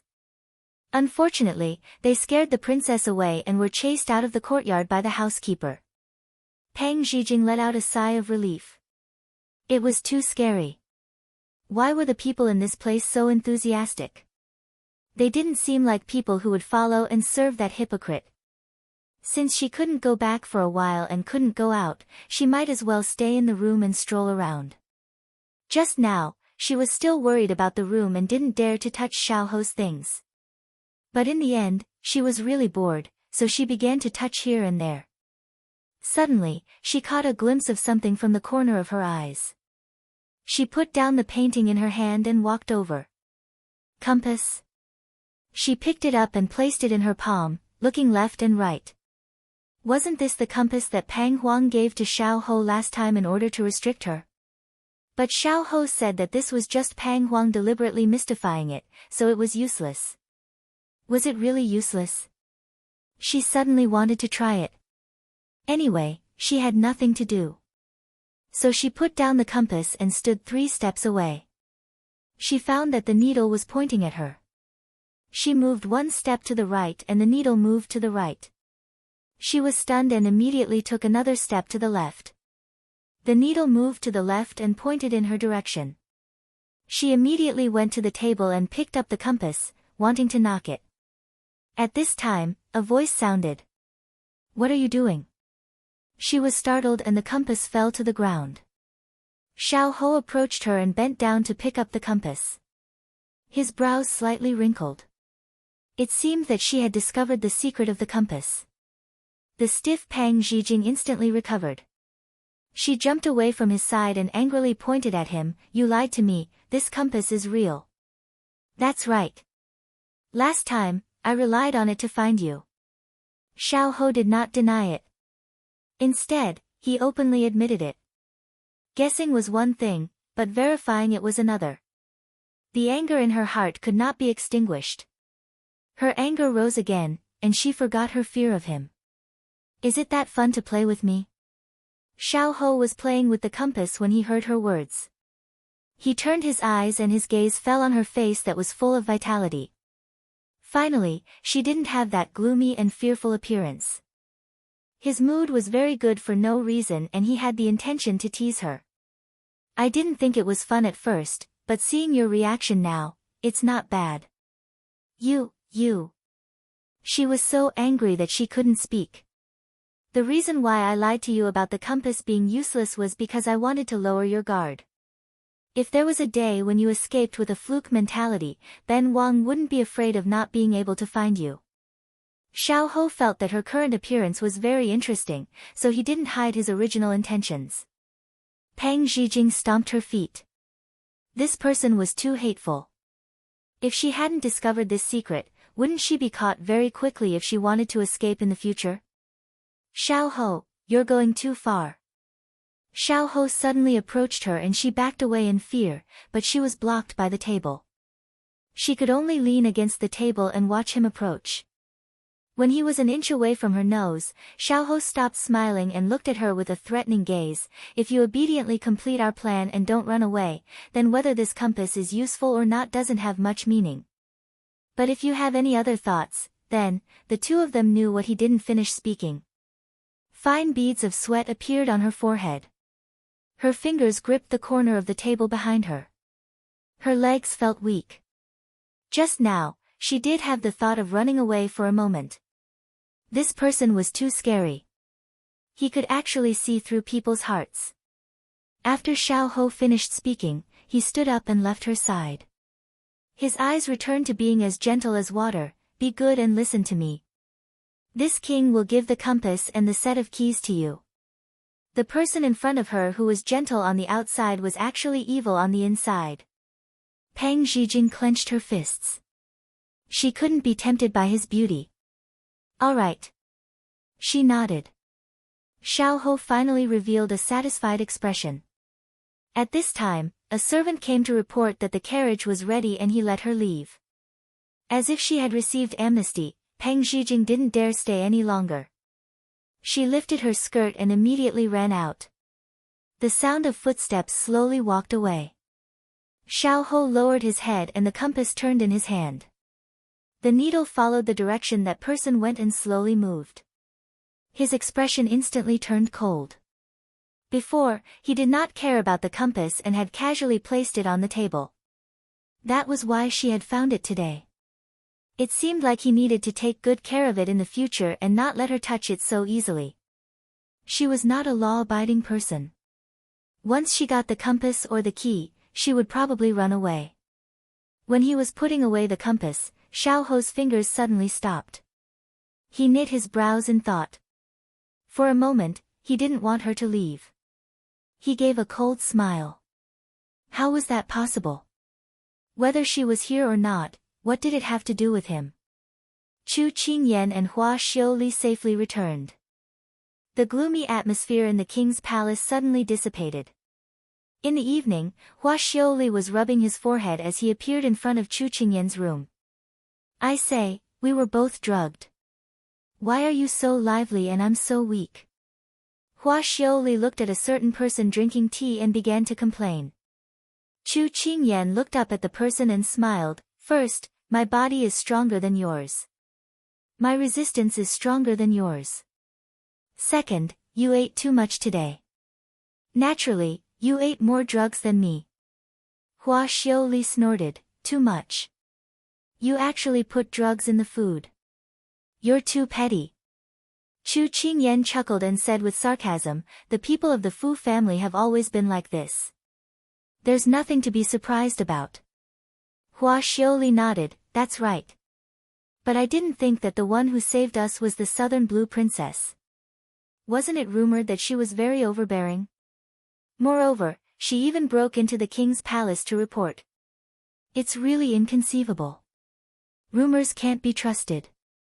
I think she's a good girl. In all fairness, Pang Zhijing gave her the feeling of a little sister next door. Putting aside her identity, she was very happy to make friends with her. No matter what, she saved us. Should we properly thank her? Hua Xiaoli was a person who didn't want to owe anyone a favor, so she asked. Chu Qingyan smiled and nodded, that's exactly what I want. Didn't we get a lot of new products recently? Why don't we give her a few to express our gratitude? Hua Xiaoli suggested. I think so too. Chu Qingyan laughed. Hua Xiaoli clapped and smiled, then I'll go prepare and invite her out tomorrow. Chu Qingyan nodded again. Before leaving, Hua Xiaoli stopped and smiled sinisterly at her friend. I heard that Fu Onlai was made a fool of by your family. I'm looking forward to tomorrow. After saying that, she hummed a song and left. Chu Qingyan held her chin and smiled. I'm also looking forward to it. Chapter 1142. The darkness of the night faded and dawn arrived. As the first rays of the morning sun peeked out, there were already people setting up stalls on the streets and people entering the city for the market. Birds led the way and flowers bloomed gracefully. Everything seemed to be very beautiful and thriving. However, a scream pierced through the sky. Ah! Immediately after, screams of alarm rose and fell in this quiet and restless morning. Fu Onlai's whole body was sore and weak. Seeing his clothes scattered all over the floor, he did not react. His memory was still stuck in the previous secret chamber, thinking that he had already won the beauty's heart. He was overjoyed. When he was about to cry out, he suddenly felt that the atmosphere in the room was not right. He turned his head and saw some men's clothes scattered on the floor. Then, he looked up and saw his manservants and guards sitting naked on the floor, trembling and looking at him in horror, as if they were afraid that he would pounce on them again. A cool breeze blew. 1 breath, 2 breaths. Fu Onlai let out a scream. No matter how stupid he was, he could not see the situation clearly. He had actually slept with men, and with so many of them. Not long after the scream, the door was pushed open. Fu Onlai raised his head and saw dozens of pairs of eyes. Ah, young Master Fu is actually a homosexual. Not only that, but with so many men in one night, too scary. Update, update, update. The eldest son of the Fu family doesn't like women, but men. Being stared at by so many people and being completely naked, Fu Onlai could only cover his upper body, but not his lower body. Those servants were also running around naked. It could be said that he was in a complete mess and in an extremely sorry state. Fu Onlai felt that everything was over. The commoners who had been arranged by Xiao Lai Qi to watch a good show. They were often bullied by Fu Onlai and his gang of scoundrels and had long been holding back their anger. Now that they had vented their anger, they excitedly ran around to tell each other. Very quickly, there were many versions of this day among the commoners. Humans were born with the instinct to gossip. Since it was about the son of a noble and such an unbearable person, they added fuel to the fire and intensified. The versions were all different, but the only similarity was that on this day and in the future, Fu Onlai would become the laughingstock of the commoners in the capital and even the nearby cities. Today was an unforgettable day for Fu Onlai. And in the future, he would not only face the ridicule of the commoners, but also the disdain of the nobles of the same class. For Xiao Lai Qi, it was easy to kill a person, but the rise and fall of his sword was too easy. Rather than that, it was better to let him live and feel the pain of those he had bullied. Everyone knew of his vile character, but in the aristocratic families, which one of them didn't have any filth, it was just that they didn't show it on the surface. Today, Xiao Lai Qi had helped him remove that layer of cloth, revealing all of his ugliness in front of the world. Not only would he be cursed by the common people, he would also be looked down upon by the aristocratic children. CT. It was Chu Qingyan. Pang Zhijing smiled. She did not expect it to be her. She closed the invitation and immediately stood up. She wanted to get people to prepare to leave for the King of England's residence. However, the maidservant who served her stopped her. Princess, Lord said that it's best for you not to have anything to do with Chu Qingyan. Let this servant help you reject this invitation. Pang Zhijing frowned. Since when did it become your turn to interfere with this princess's matters? Princess, this servant did not mean that. The maid did not expect the princess who was usually meek and submissive to be angry. She could not handle it. Pang Zhijing sneered. If you want to be the princess, this princess will give it to you. So you don't have to talk nonsense here. Do you think I'm a sick cat if I don't show my might? When Xiao Ho bullied me, I can endure it. But if others dare to bully me, I will spit out a mouthful of salt soda water. The maid immediately knelt down in panic. This servant dares not, this servant dares not. Although they thought this princess was a puppet, Prince Yi and Xiao Ho's attitude towards her was too ambiguous. Yesterday, there was a rumor that Prince Yi behaved intimately with her. Because of this, they did not know how to deal with it. At this moment, they could only admit defeat. Otherwise, they would be punished miserably. Humph, cut the crap. Get ready. This princess will leave for the King of England's residence in 4 hours. Anyway, Xiao Ho wanted her and Xiao Su to have a scandal. If Xiao Ho asked about it later, she would use this to block him so that he could not blame her. After the maid complied, she immediately left. After the room returned to silence, Peng Zhijing sat on the bed alone with her legs crossed. The bell on her ankle made a crisp sound with her movements. She reached out to stroke the exquisite bell and sighed softly. The more beautiful something is, the more poisonous it is. This is true for both the bell and the person. She thought of Xiao Ho's deceptive gentleness and elegance. She slapped the bed angrily. What if he doesn't give me the key after the mission is completed? She muttered worriedly. Her fingers unconsciously touched the bell. Suddenly, her eyes lit up. Could she ask Chu Qingyan for help? The goddess was so powerful, like an omnipotent god. If the goddess could help her unlock the bell, she would not be controlled by others. If Xiao Ho went back on his word, she could escape. Thinking of this, she could not wait to see the goddess. In the Moon Palace. Consort, you received a letter from the Fu family early in the morning. It was about Fu Onlai, her brother. She pinched the letter in her hand angrily. Onlai is so stupid this time. At such a critical moment, such a scandal was exposed. It was very unfavorable for Ranner. Investigate for me. Find out who dared to plot against our Fu clan. I'll definitely make him beg for death. Consort Yu's vicious voice fell and someone left to carry out the order. In the Chaoyang Palace. Empress Liang slapped the table. Her expression was distorted. Chu Qingyan, that unruly wench, spread such a terrible rumor with Xiao Ran.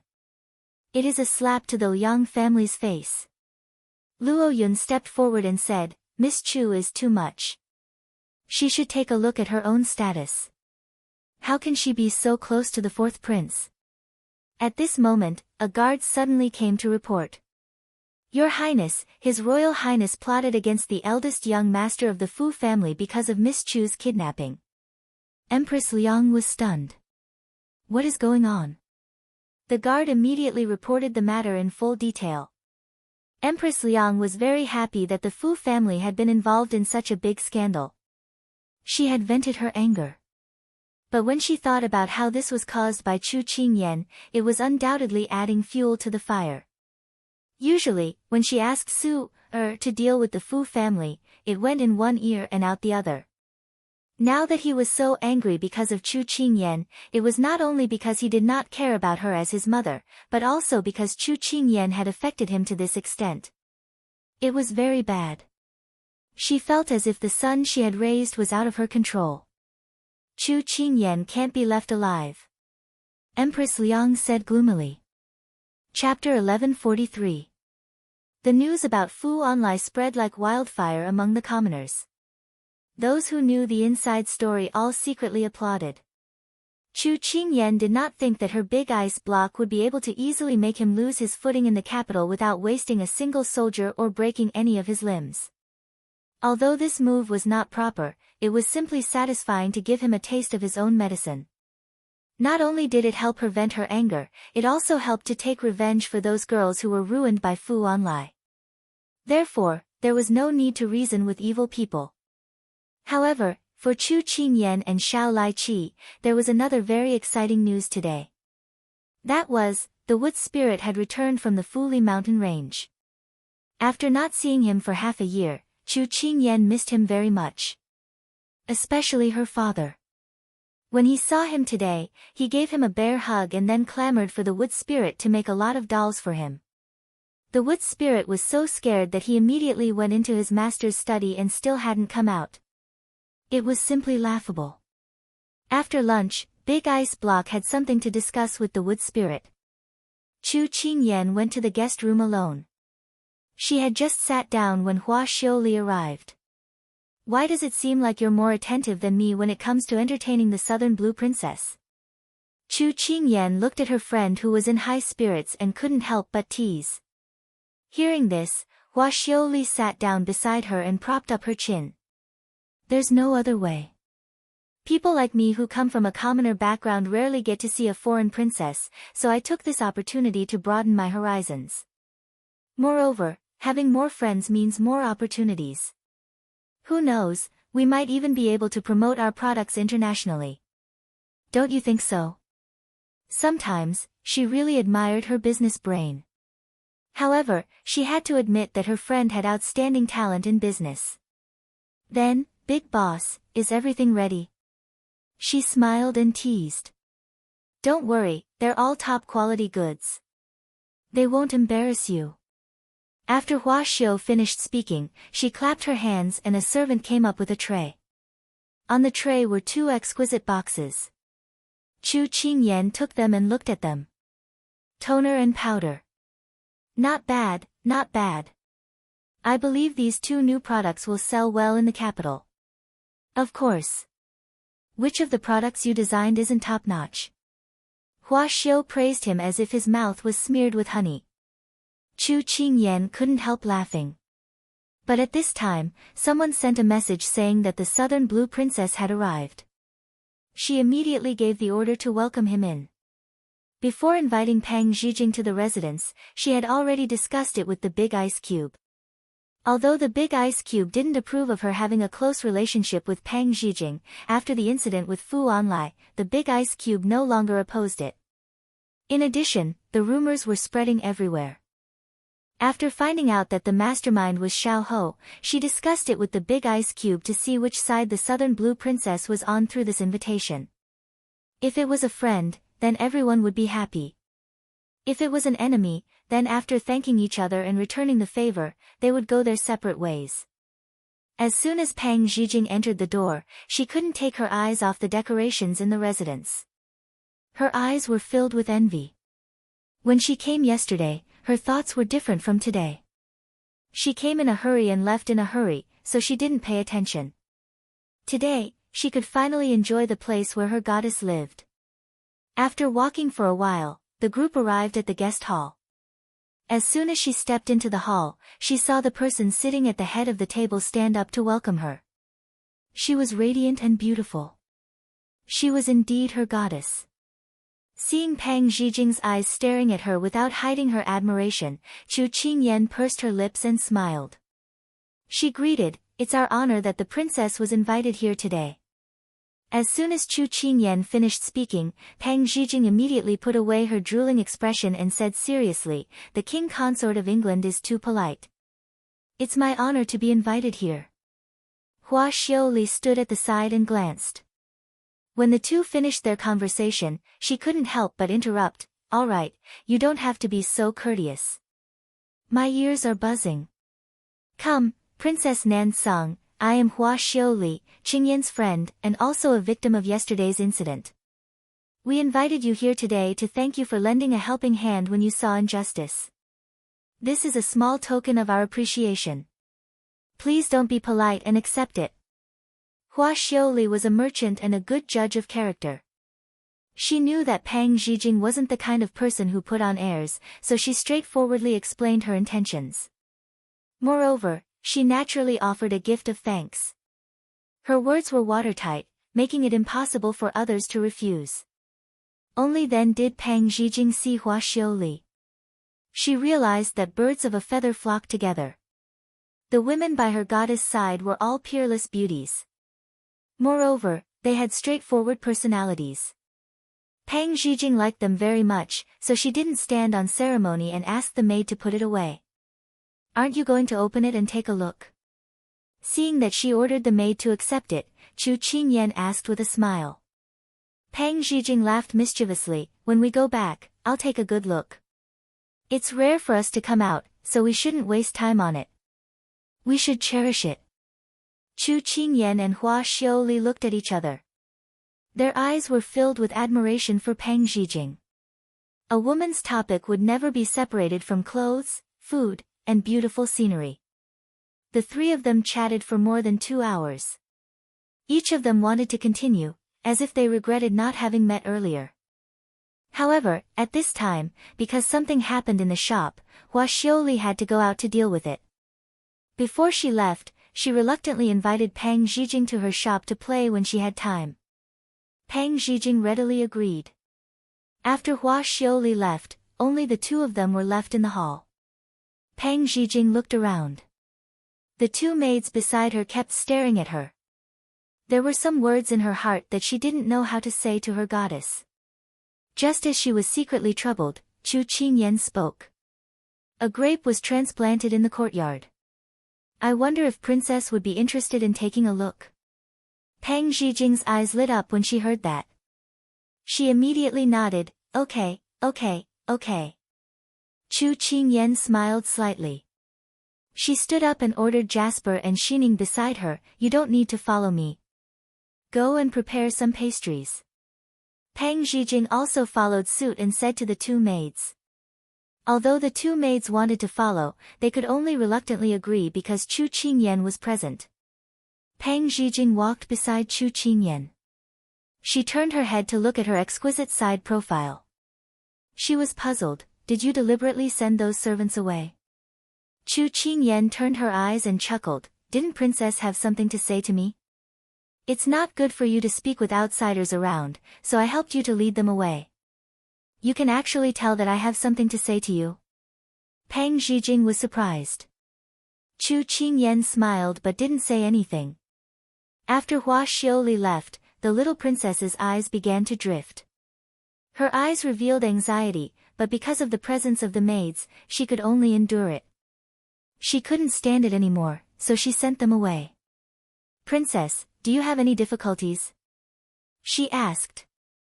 At this time, they had already walked to a secluded place in the garden. Hua Xiaoli's expression suddenly became serious. Consort King of England, I have a request. Chapter 1144. Pang Zhijing's words were out of her expectations, but she still maintained her calm exterior. Princess, please speak. If there is anything I can help with, I will definitely not refuse. Chu Qingyan gave her promise. With her goddess's words, Pang Zhijing felt that even if she could not achieve her goal, she was still very grateful. At this time, Chu Qingyan saw Pang Zhijing look around and then find a place to sit down. Then she pulled up her skirt to reveal a white protrusion. Chu Qingyan was still a bit confused. But at this time, she saw Pang Zhijing untie the cloth around her ankle from behind. After pulling away the cloth, an exquisite bell anklet was revealed. It really is a beautiful bell anklet. Chu Qingyan was not stingy with her praise. Hearing this, Pang Zhijing smiled bitterly, it is beautiful, but it can't be untied. What do you mean? Chu Qingyan had a puzzled expression. For a moment, Pang Zhijing wanted to tell her the truth. But in Xiao Ho's plan, the targets were Xiao Su and her. She did not know how to say it. In the end, she chose to hide the truth. Before I came to Sichuan, I received this bell anklet. I was very curious, so I put it on. But later, when I wanted to take it off, I found that it needs a key to open. I really don't like this kind of bell that seems to be worn by cats or dogs, so I want to ask you to see if there is a reliable craftsman who can help me open this bell anklet. When she said this, she unconsciously carried a tone of attachment. In front of Chu Qingyan, she didn't know why she would develop a feeling of dependence. It was like the trust a younger sister had for her older sister. Chu Qingyan could feel from the subtle changes on her face that her words were not trustworthy. But she felt that she had something that was hard to say, so she pretended not to know and did not probe further. This is a coincidence. Our Wang Fu has a craftsman who is very good at opening locks. He came back today. I will have him take a look for you. She thought of the wood spirit.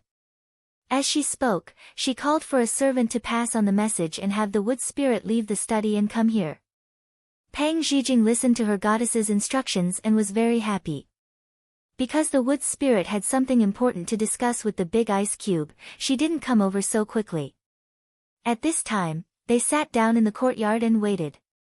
Pang Zhijing looked at the gentlewoman in front of her and couldn't help but blurt out, Consort King of England, I really envy you. Chu Qingyan asked in confusion, what are you jealous of me for? Pang Zhijing sighed softly. I envy your freedom, your intelligence, and your beauty. I envy that you have such a devoted fiancé.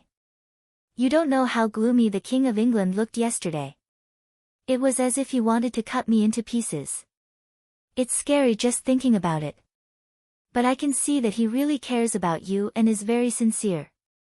Chu Qingyan was a little surprised. She actually heard such words from the mouth of a country's princess, and it was not pretentious at all. She could tell that it came from the heart. Princess, you're also very good. Actually, in our hearts, there's always a kind of view. It's always better than us. You don't have to be too envious. Pang Zhijing nodded. You're right, but I really envy you. Of course, there's only envy, no jealousy or hatred. When I first saw you, I felt that you looked very familiar, as if there was no sense of unfamiliarity. It didn't seem like it was the first time we met. Chu Qingyan tilted her head and smiled. To be honest, I feel the same way. Perhaps this is what they call fate. Pang Zhijing was delighted to hear that. Yes, it's fate.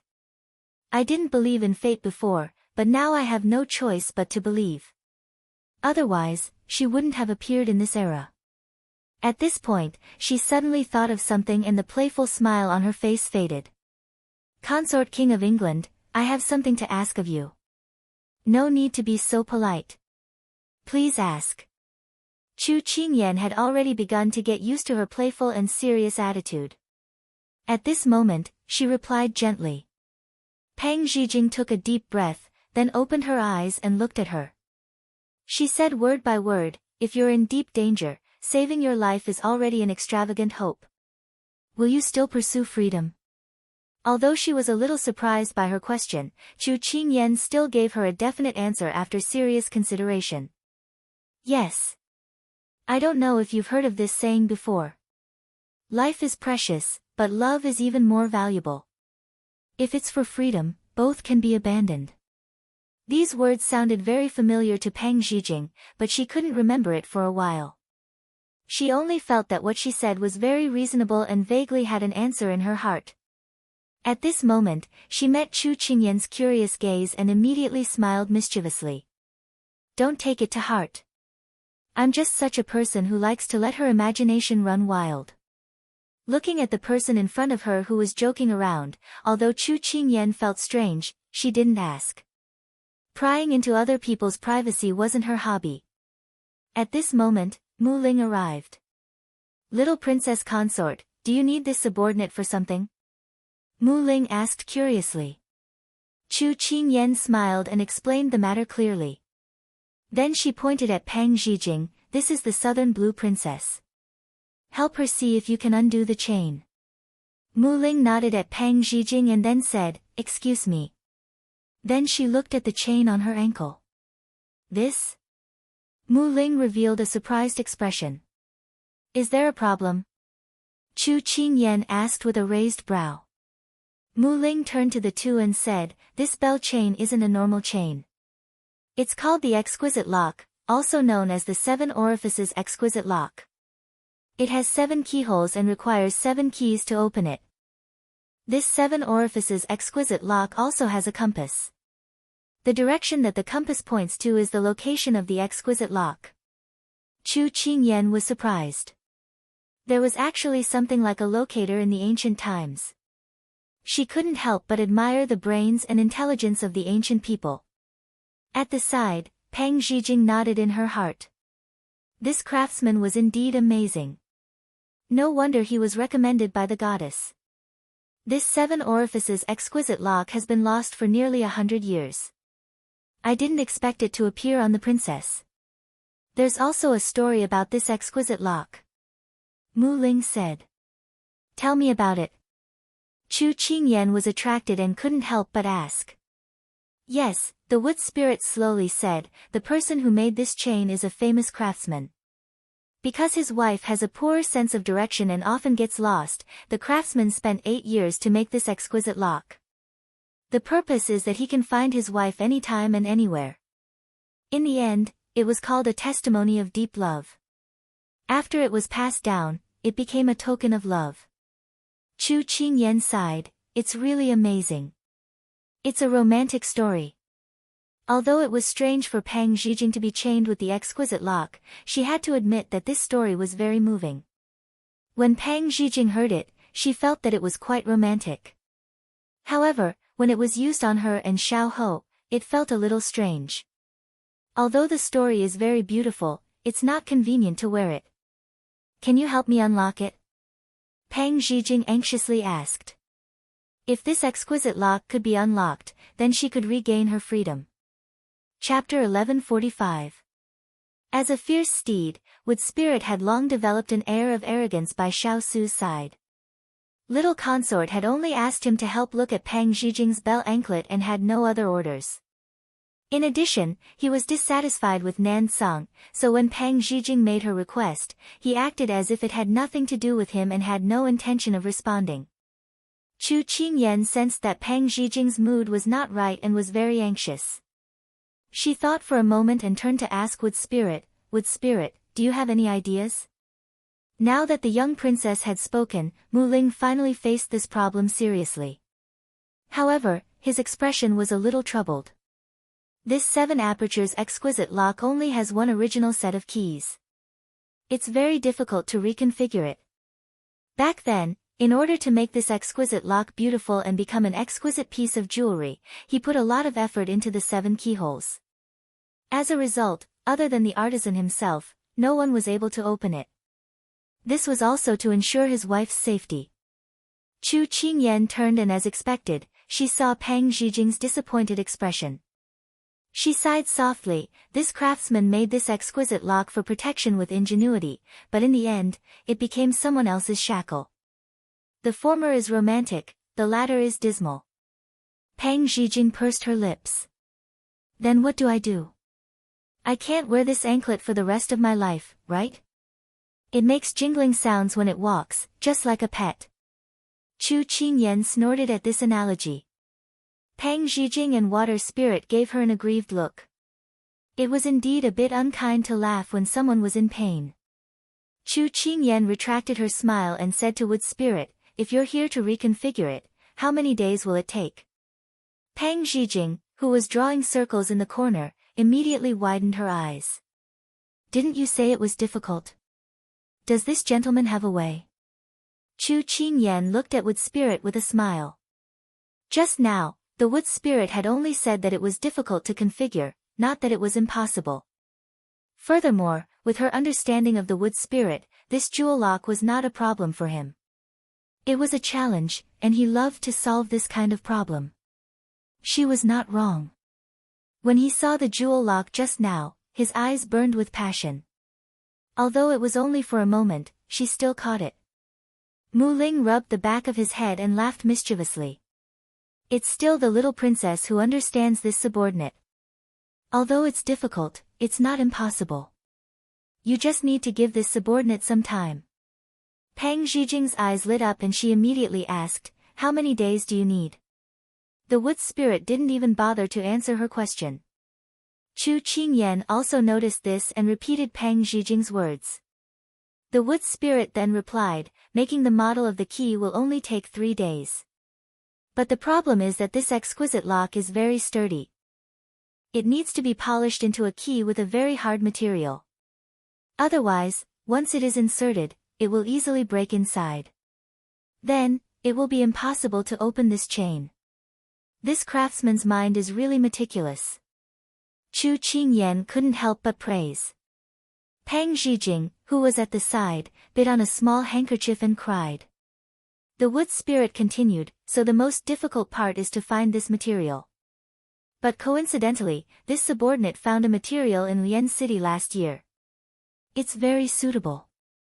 If we hurry and have someone send it over, it might take half a month. Chu Qingyan heard this and turned to look at the young girl beside her. It might take a while. Can you accept that? Pang Zhijing was very touched and nodded repeatedly.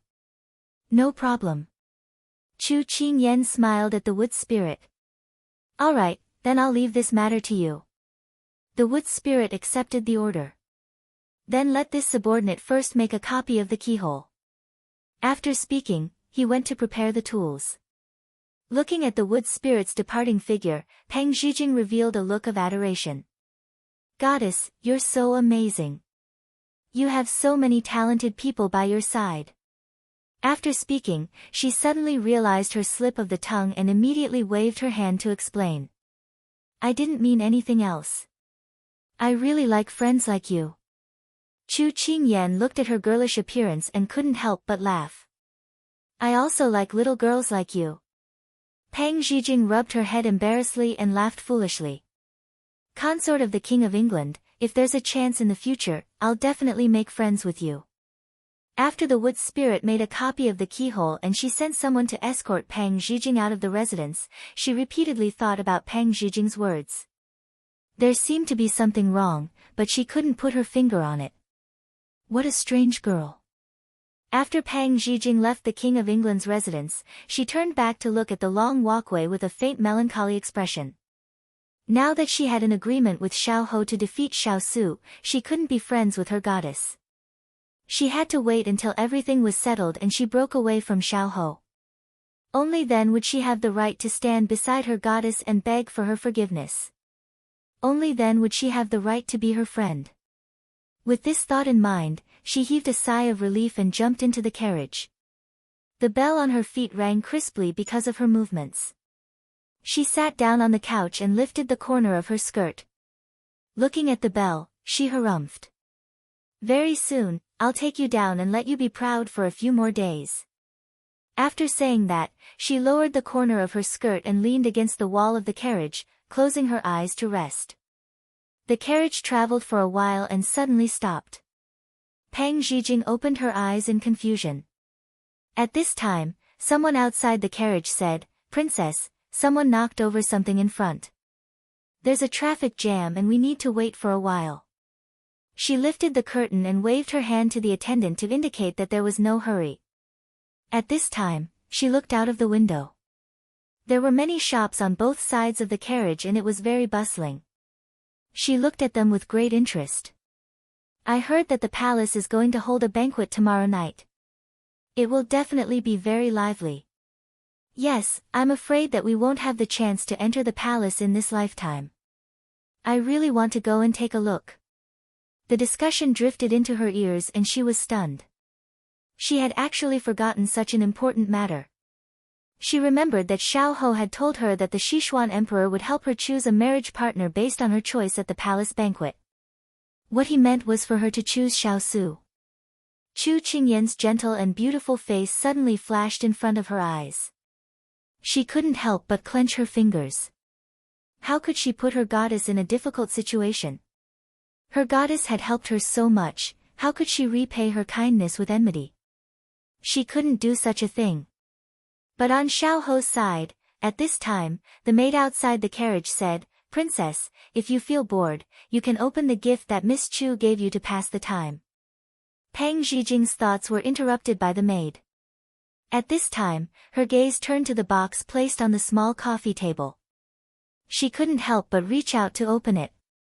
She saw that there were two small boxes in bright yellow satin. She opened them one by one. Each of them contained a small porcelain bottle made of white jade.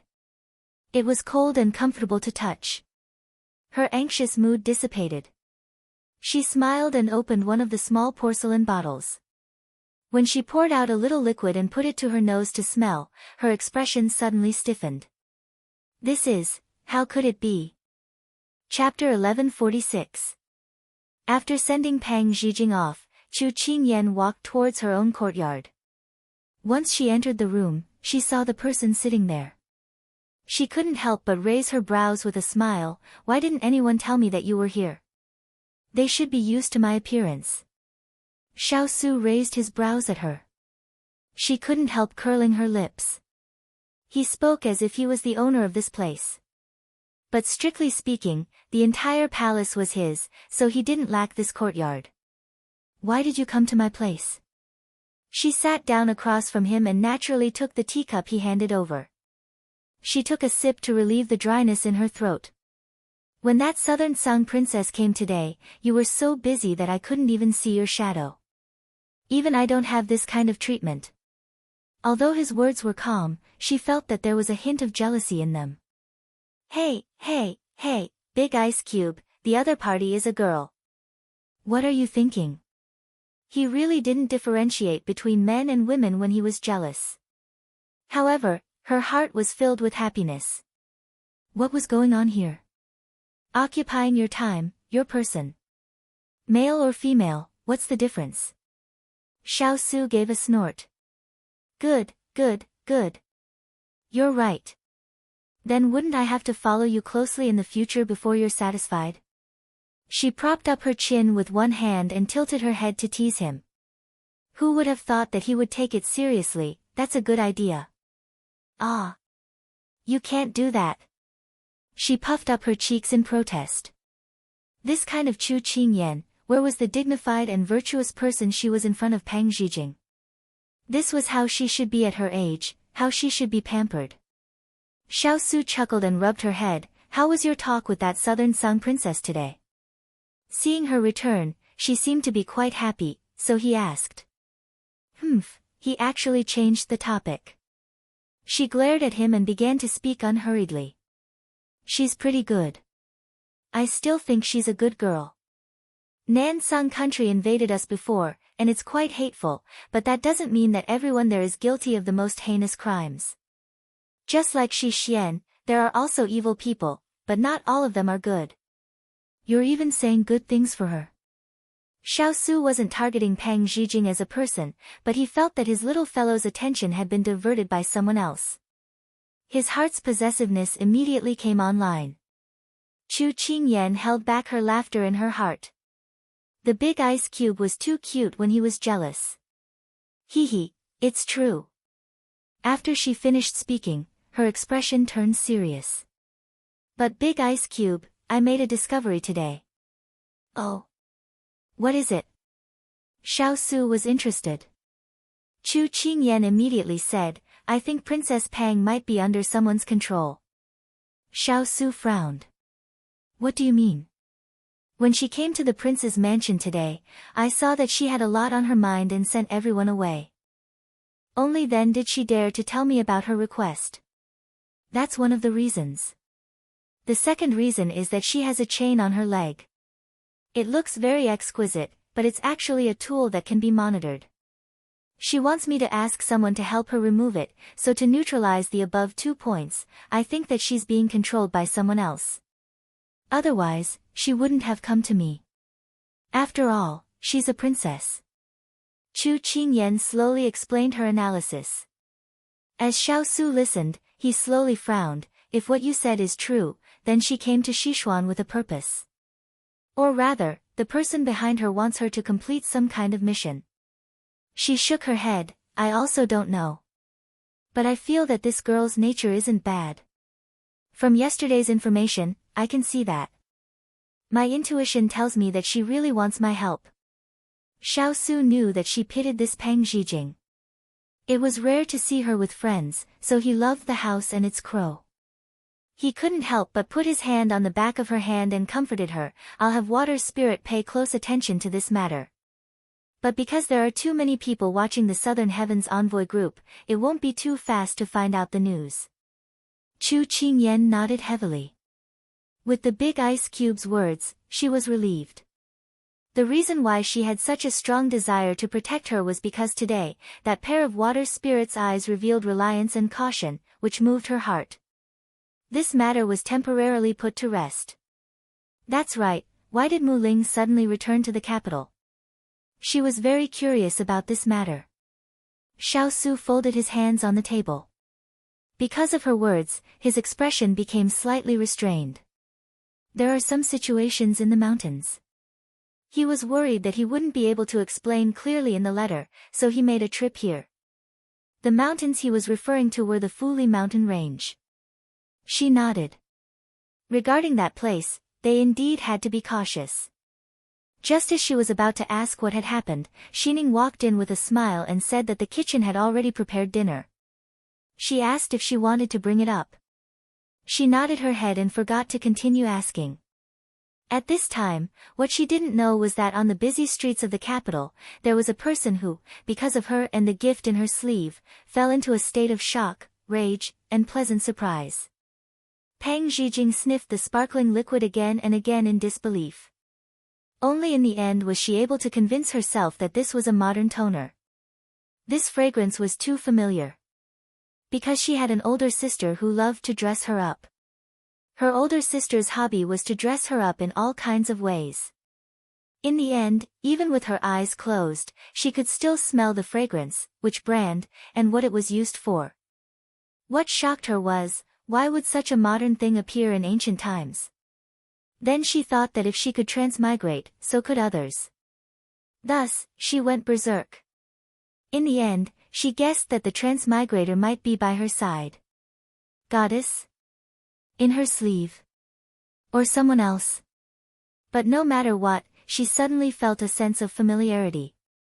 No matter if she was a good person or a bad person, she was still someone from the same world as her. Thus, she was pleasantly surprised. Soon, she opened another box and poured a little into her palm. It was talcum powder. Wow, this thing was too useful, especially in this hot summer. She became more and more excited. She wanted to immediately return to the King of England's residence and ask the goddess who made this thing. Could it be her? However, reality quickly knocked her down. Because the bell on her ankle was ringing, warning her that she was still not free. She looked dejected. No, she had to get her freedom immediately. Tomorrow was the palace banquet. She didn't want to scheme against the King of England and the goddess with Xiao Ho. Thus, she couldn't wait for half a month with the wood spirits. Then, what should she do?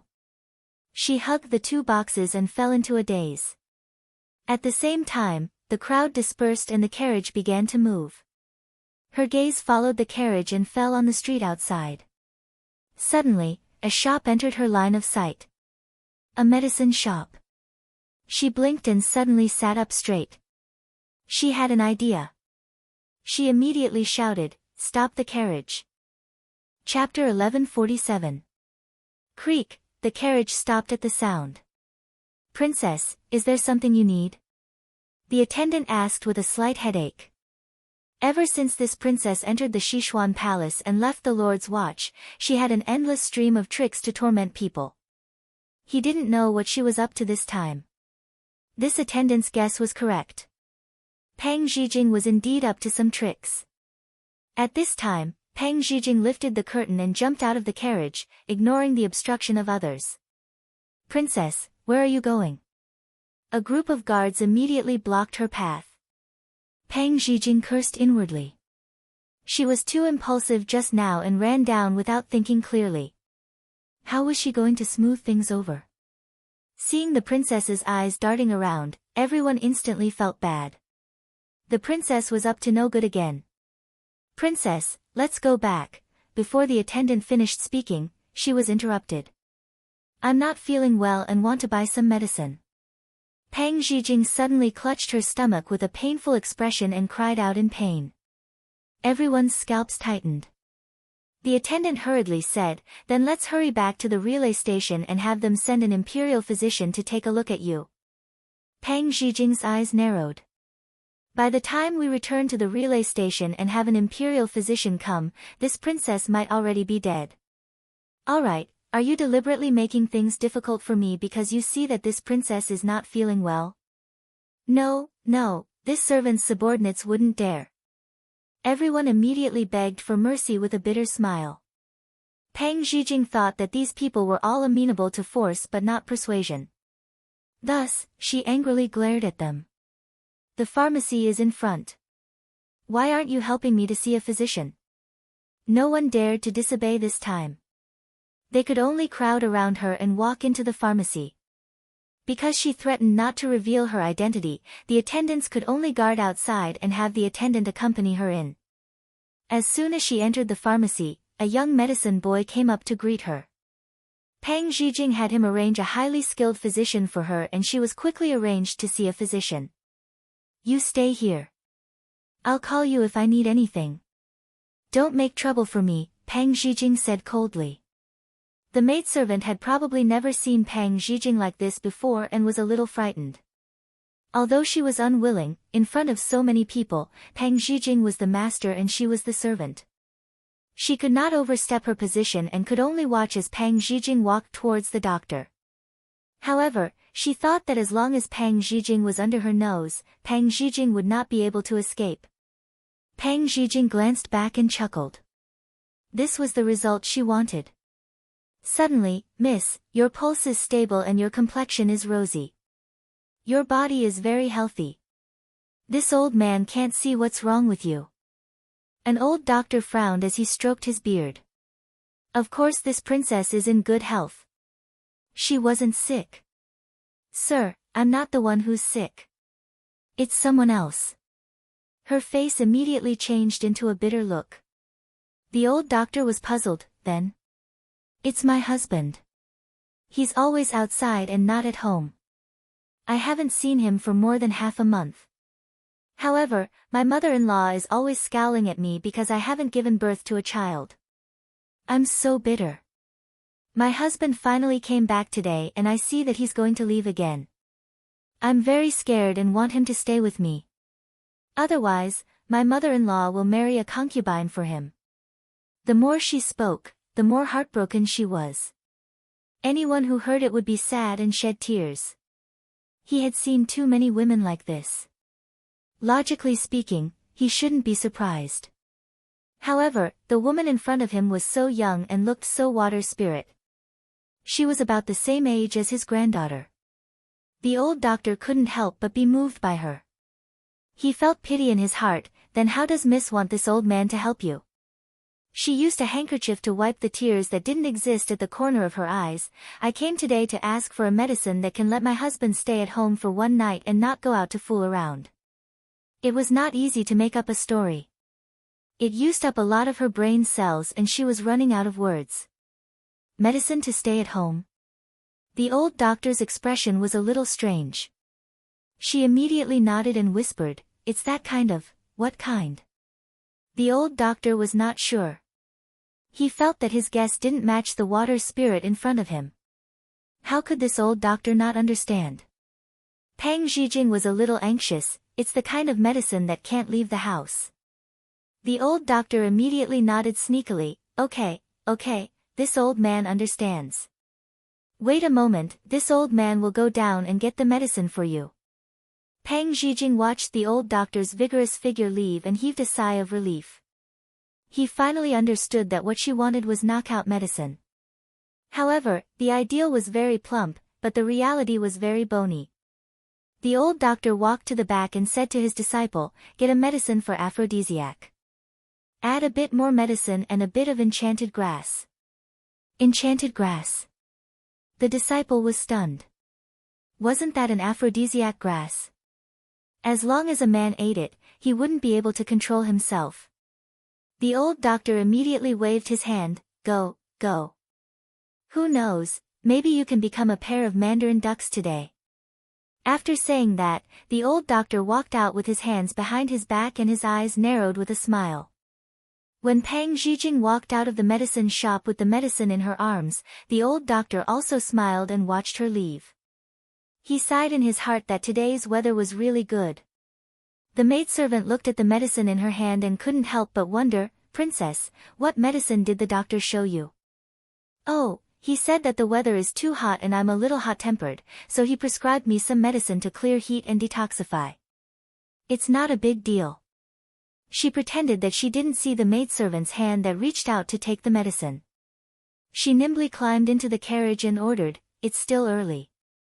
Let's go to Prince Yi's estate. Everyone looked at the setting sun in the west and collectively felt speechless. It was still early. However, considering the relationship between their lord and this princess, no one objected. They turned the carriage around and headed to another street. Pang Zhijing hugged the medicine as if it was a treasure. The corner of her mouth rose. Xiao Ho, tonight I'll let you know what it's like to sleep to death. I don't believe that I can't get that key back tonight. Let's wait and see. Tonight, it would be unknown who would be the one to wait and see. In the mountain behind the inner courtyard of the King of England's estate, a red figure appeared in the afterglow of the setting sun. It was obvious that the figure was delicate and beautiful. However, when she spoke, her tone was a little impatient. Don't you know that I've been watched closely recently? How dare you ask me out? Tell me, what's the matter? A person stood in the shadow of a tree. He didn't show much emotion after hearing what she said. He still had a businesslike attitude. Master said that Chu Qingyan doesn't need to be kept anymore. He wants you to get rid of her as soon as possible. As he spoke, the person took out a bottle from his sleeve and threw it to her. This is the palace's secret medicine. 1 drop can end a life. Master said that you can only succeed, not fail. With that, the person disappeared. Hong Yi opened the bottle in her hand. The porcelain bottle lay quietly in the palm of her hand. It seemed that the empress couldn't tolerate Chu Qingyan anymore. She was in a good mood and smiled insidiously. Chu Qingyan, oh Chu Qingyan, let's see who can save you this time. Chapter 1148. Although she already got the medicine, Peng Zhijing didn't have a proper plan because of the lack of time. She was completely relying on her impulsive courage to control her actions. Therefore, when she arrived at Prince Yi's estate, her mind suddenly went blank. How was she going to explain her sudden arrival when she saw Xiao Ho later? Also, how was she going to make him fall into her trap? She didn't have a plan. She was really reckless. However, time was tight. Tomorrow was the palace banquet. Tonight was her only chance. No matter what, she had to give it a try. With the thought of facing death unflinchingly, she got off the carriage with a strong sense of righteousness. She felt that every step she took weighed 1,000 pounds. Others didn't know what she was thinking. They only saw that she was looking forward to meeting their lord. Countless question marks appeared above their heads. Could it be that this southern Sung princess had taken a fancy to their lord? This wasn't impossible. Peng Zhijing naturally didn't know what they were thinking and couldn't care less. However, if she knew what they were thinking, she would probably bleed 3 liters of blood. What the hell? She and Xiao Ho were enemies. They were irreconcilable. As soon as she entered, she was told that Xiao Ho was receiving guests and asked to wait for a while. This was exactly what she wanted. At least she had some time to figure out what to do. Peng Zhijing pretended to be nonchalant, but her heart was surging with waves because she couldn't find a way to drug him. Soon, someone served tea. Your Highness, please enjoy. Peng Zhijing waved her hand and the person withdrew. Suddenly, her gaze fell on the tea beside her hand. She blinked. Got it. I left a jade pendant in the carriage. Quickly go and help me find it. She lied through her teeth and sent her maid away. The maid couldn't remember when the princess had a jade pendant, but she still obeyed her orders. This way, she was the only one left in the drawing room. There were 2 servants guarding the door, but they didn't pose a threat to her. She took out the small medicine packets hidden in her sleeves. The old doctor seemed to be worried that she wouldn't have enough, so he specially packed a few small packets for her. He even said, buy 1 get 3 free. What a great person. With a sneaky smile, she opened the medicine packet and carefully shook the powder into the tea. Then, she immediately put it away and looked around to make sure that no one had seen her actions. Thus, she let out a long sigh and leaned against the back of the chair, quietly waiting for Xiao Ho to arrive. After about 15 minutes, she heard the sound of footsteps. Logically speaking, someone like Xiao Ho, who was highly skilled in martial arts, should be able to walk without making a sound. But because of his usual disguise, his footsteps were like a normal person's, so it was not strange for Peng Zhijing to hear them. Hearing the footsteps getting closer and closer, Peng Zhijing swallowed her saliva, feeling nervous and expectant. The fat sheep was about to enter the door. Where should she start slaughtering them later? Xiao Ho quickly appeared at the door. He looked straight ahead as he walked in. Then he sat down at the head of the table and slowly said, It's so late. For the princess to grace my humble abode, what business do you have? This clearly showed that he didn't care about her at all. Peng Zhijing's heart was filled with anger, but when she thought about how she would be able to do whatever she wanted to him, she swallowed this anger down. Can't I come find you if I don't have any business? She casually replied. Is that so? But is this king's relationship with the princess so good that we can move around at any time? Xiao Ho said with a faint smile, but the meaning in his words was enough to choke a person to death. I'll endure it.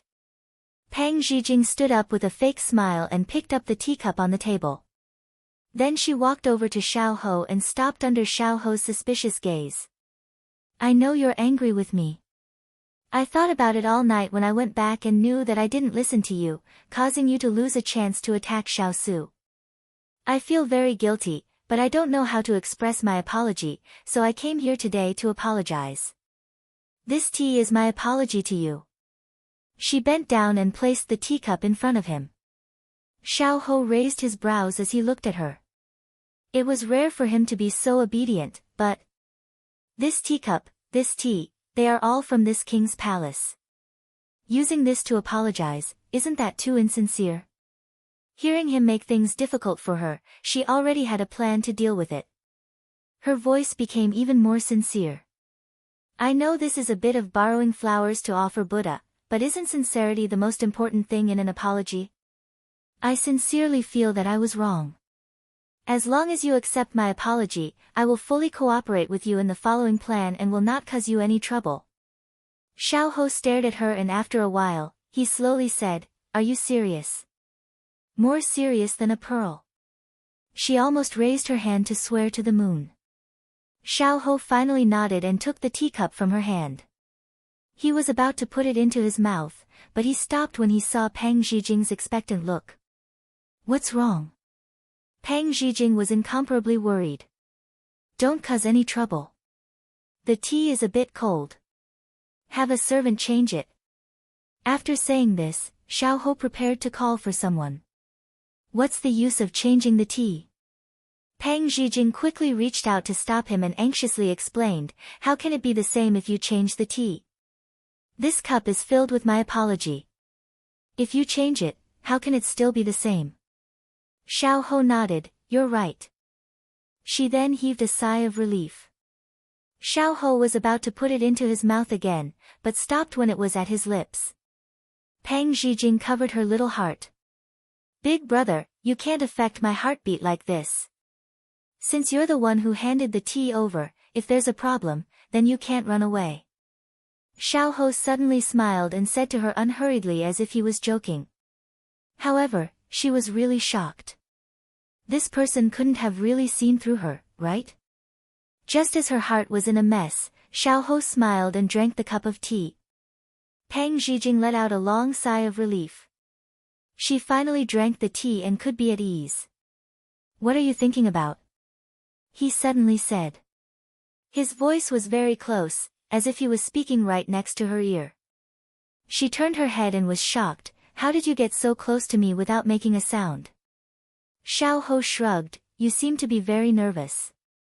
I was just joking with you. You're the nervous one. She raised her voice to hide the panic in her heart. Xiao Ho smiled, but did not say anything. She did not want to argue with him. She remembered that the old doctor said that the medicine would only take effect after the time it took to brew a cup of tea. Then she could not let him stay here. Otherwise, when he fainted, the guards by his side would capture her. It's so boring here. Let's go to your courtyard. I remember that you have a few paintings hanging in your room. I like them a lot, so let's go take a look. She blinked her eyes as she discussed with him. Xiao Ho stared at her face for a while, making her heart feel weak. Only then did he slowly say, Since the princess is interested, then how could this king not agree? Princess, this way please. Hearing this, Pang Zhijing was overjoyed. Although Xiao Ho seemed a little strange today, in order to get the key, she did not care about anything else. He had already drunk the medicine, so it should be safe. Chapter 1149. Pang Zhijing followed behind Xiao Ho and slowly walked towards the courtyard from before. At this time, her palms were sweating. She tightly clenched her fists and didn't dare to breathe loudly. She nervously looked around. Xiao Ho, who was in front, suddenly stopped. Pang Zhijing, who had been nervous, bumped into his back. She was a bit stunned as she rubbed her head. Her heart was pounding, but her mouth was unforgiving as she said, "Do you know how to walk? How can you stop just because you want to? You didn't even make a sound." Xiao Ho turned around and crossed his arms as he coldly looked at her. "I already called you a few times, but you didn't answer, so this king was kind enough to stop and wait for you. I really don't know why you were in such a daze." Pang Zhijing's heart skipped a beat. Sure enough, she wasn't suited to doing bad things.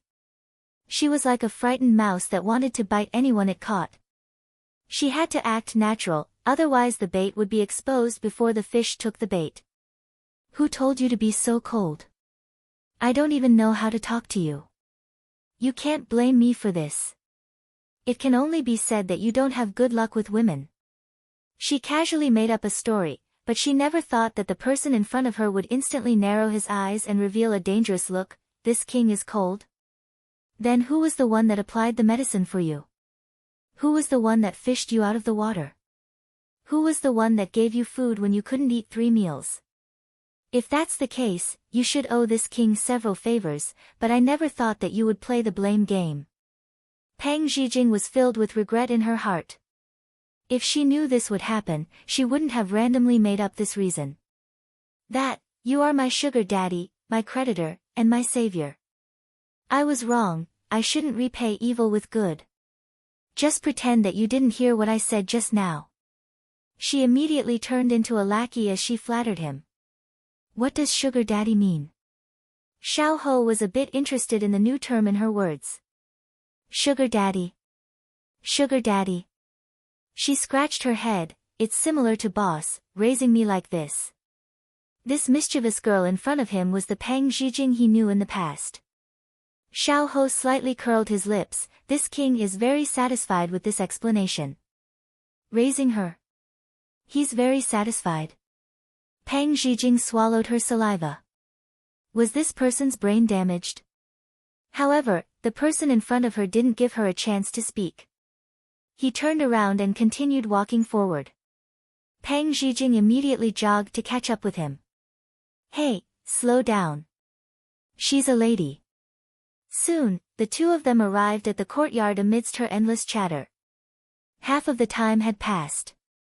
Pang Zhijing secretly pinched her fingers to increase her courage. As long as she could endure the remaining time, she would be able to regain her freedom.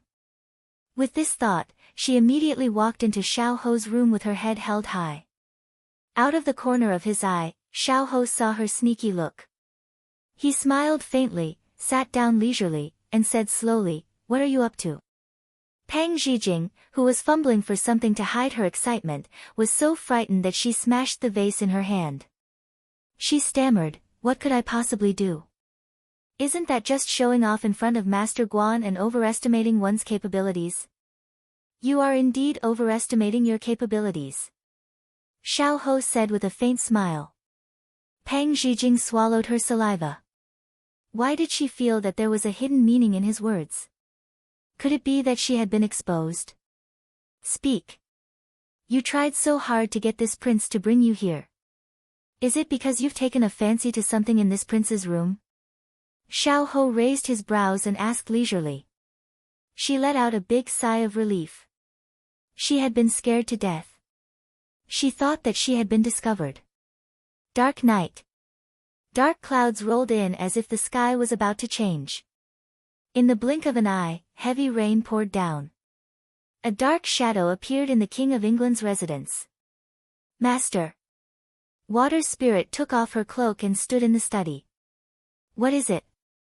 Xiao Su said faintly. Water Spirit stepped forward and reported, "This subordinate has already found out who was spreading rumors about the Princess Consort and the 4th prince behind her back after the trip to Hugua Temple." "Who?" Xiao Su's voice instantly froze.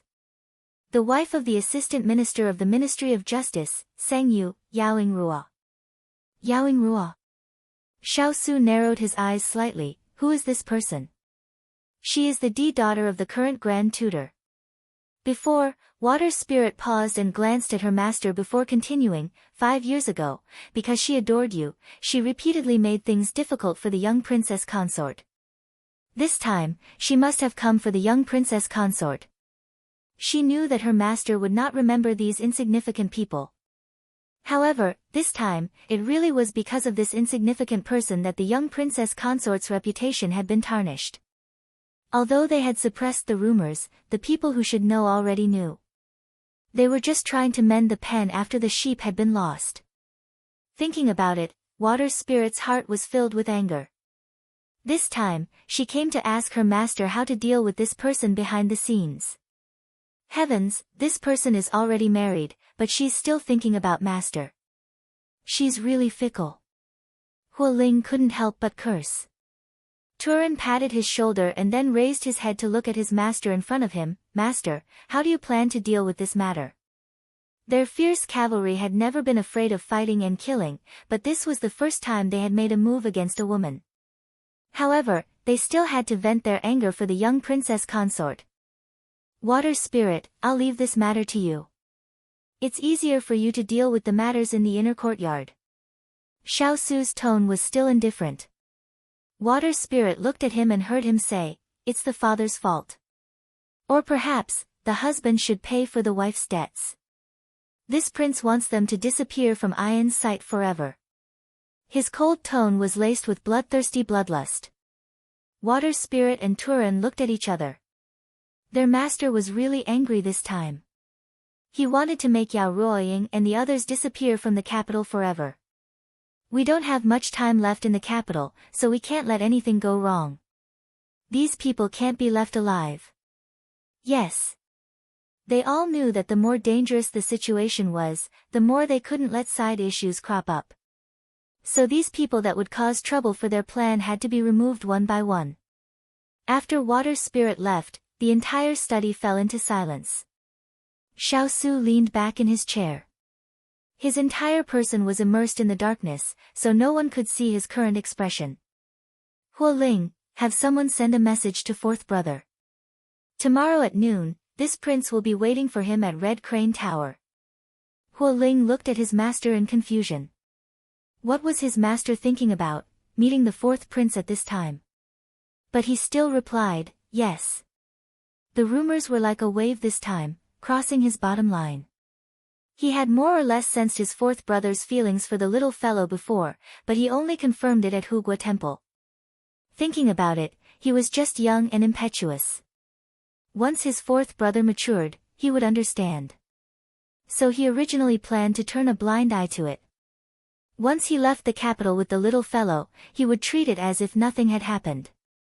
But this time, it had brought a lot of trouble to the little fellow.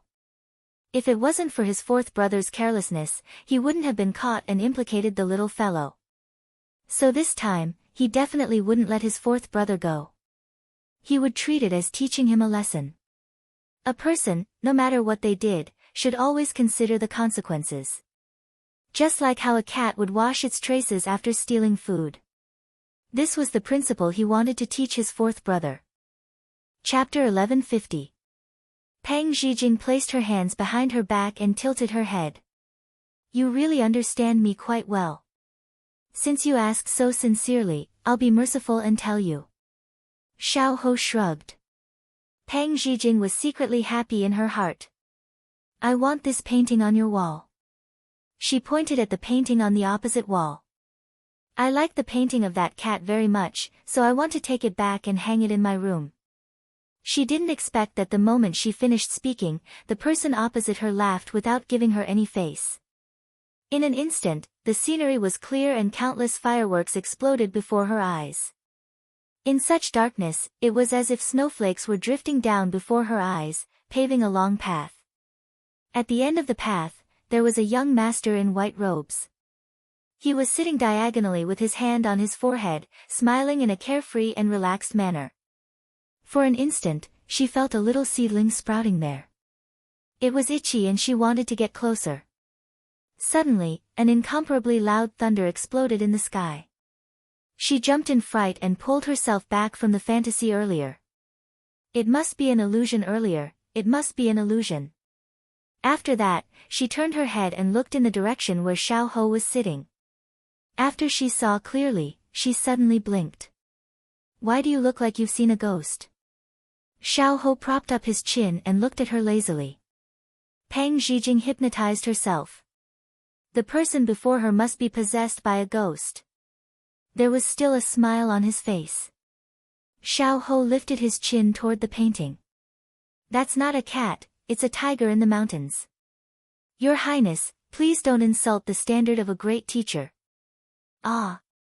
Pang Zhijing looked at the painting in disbelief. Why didn't it look like a tiger? Xiao Ho shook his head. Pointing a deer as a horse, pointing a tiger as a cat. This king has seen it for himself today. Pang Zhijing's face turned red. She had really embarrassed herself. She was so anxious that she wanted to scratch the wall. At this moment, Xiao Ho suddenly held his head. What's going on? I feel a little dizzy. Pang Zhijing's ears were sharp. When she heard this, her eyes widened in surprise. Oh yeah. The medicine was working. She pretended to be kind and walked up to him. She asked worriedly, Lord, what's wrong? Are you too tired? Do you want to rest? Xiao Ho shook his head. Why do I feel even dizzier? Stand properly. Why are you swaying? She snickered in her heart. This knockout drug was really interesting. Even a person like Xiao Ho couldn't resist the effects of the drug. She immediately reached out to support the person who was about to stand up, and said very sincerely, it seems that Lord is really tired. This princess is happy today, so I'll help you to the bed to rest first. Just as her hand touched his arm, he raised his head to look at her. His face was abnormally red, and the place her hand touched was also burning hot. She was surprised. This knockout drug was so strange. Why didn't he fall, and why was his entire body burning up? Just as she was about to help him to the bed, she felt a burning hand on her waist. Just as she was about to lower her head, the person leaning on her suddenly turned around and pressed her to the ground. An adult man, tall and strong, pressed her down with a plop. Her entire body fell to the ground. She was almost dazed from the fall. Adding to the fact that he was so heavy, she couldn't move at all. Hey, hey, hey! Move away, I can't move you. At this moment, Pang Zhijing was still unaware of the changes in Xiao Ho and wanted to break free from him. Who knew that this person looked so thin, but his weight wasn't small at all. She was almost unable to breathe. Xiao Ho's hands were on the ground, holding her in between his arms. One of his legs was pressing down on her legs. His eyes were filled with confusion. Princess, this king feels very hot all over. Ah! This drug can make a person's entire body heat up. It's really strange. Pang Zhijing's head was filled with question marks, no matter what, you should first, her words were stuck in her throat. Pang Zhijing stared at the person who was only a piece of paper away from her and suddenly didn't know what to say. A hand touched her face and it was so hot that it made people tremble. Princess, are you hiding ice on your body? When I'm close to you, I feel very comfortable. Take liberties. Take advantage of her. Many thoughts flashed through her mind at once. Wait a minute, this isn't a knockout drug. Did that old doctor take the wrong medicine? This, why does it seem like it's an aphrodisiac? However, while she was in a daze, Xiao Ho had already leaned down and pressed his lips against hers. In a flash, Pang Zhijing immediately reached out to push him up. She was so scared that she was already speaking incoherently. Xiao Ho, listen to me. Don't touch me first, all of this is, I won't touch you, I'll use my mouth. The moment he finished speaking, the kiss fell. The sky full of stars suddenly lit up in front of her eyes. She felt dizzy and couldn't see his face clearly. Only her sensitive nerves were following his actions, little by little information was transmitted to her brain and heart. Suddenly, her body became light. Her whole body was lifted up and swayed for a while. Soon, her back leaned against the soft brocade quilt. The gravity on her body disappeared and her reason immediately came back. Just when she wanted to see her situation clearly, she felt the belt around her waist loosen. She was so scared that her eyes widened. Looking up, she saw that person standing in front of the bed with his back facing the light. In his hands, there were many things, such as belts, hair bands, hairpins. Only then did she realize that her hair was loose and her clothes were untied. Then, the clothes of the person in front of her were also untied, revealing a strong chest. She didn't dare to look down. Things were going in a direction that she didn't expect. At this time, a black shadow covered her and she was firmly in his hands. Xiao Ho, calm down. I'm not your wife, let go of me. Her scalp was about to explode as she kept arguing. This king doesn't have a wife. Xiao Ho bent down bit by bit. No wife? How was this possible? Wait a minute, this wasn't the main point. Suddenly, thunder rang out and the earth became as bright as day.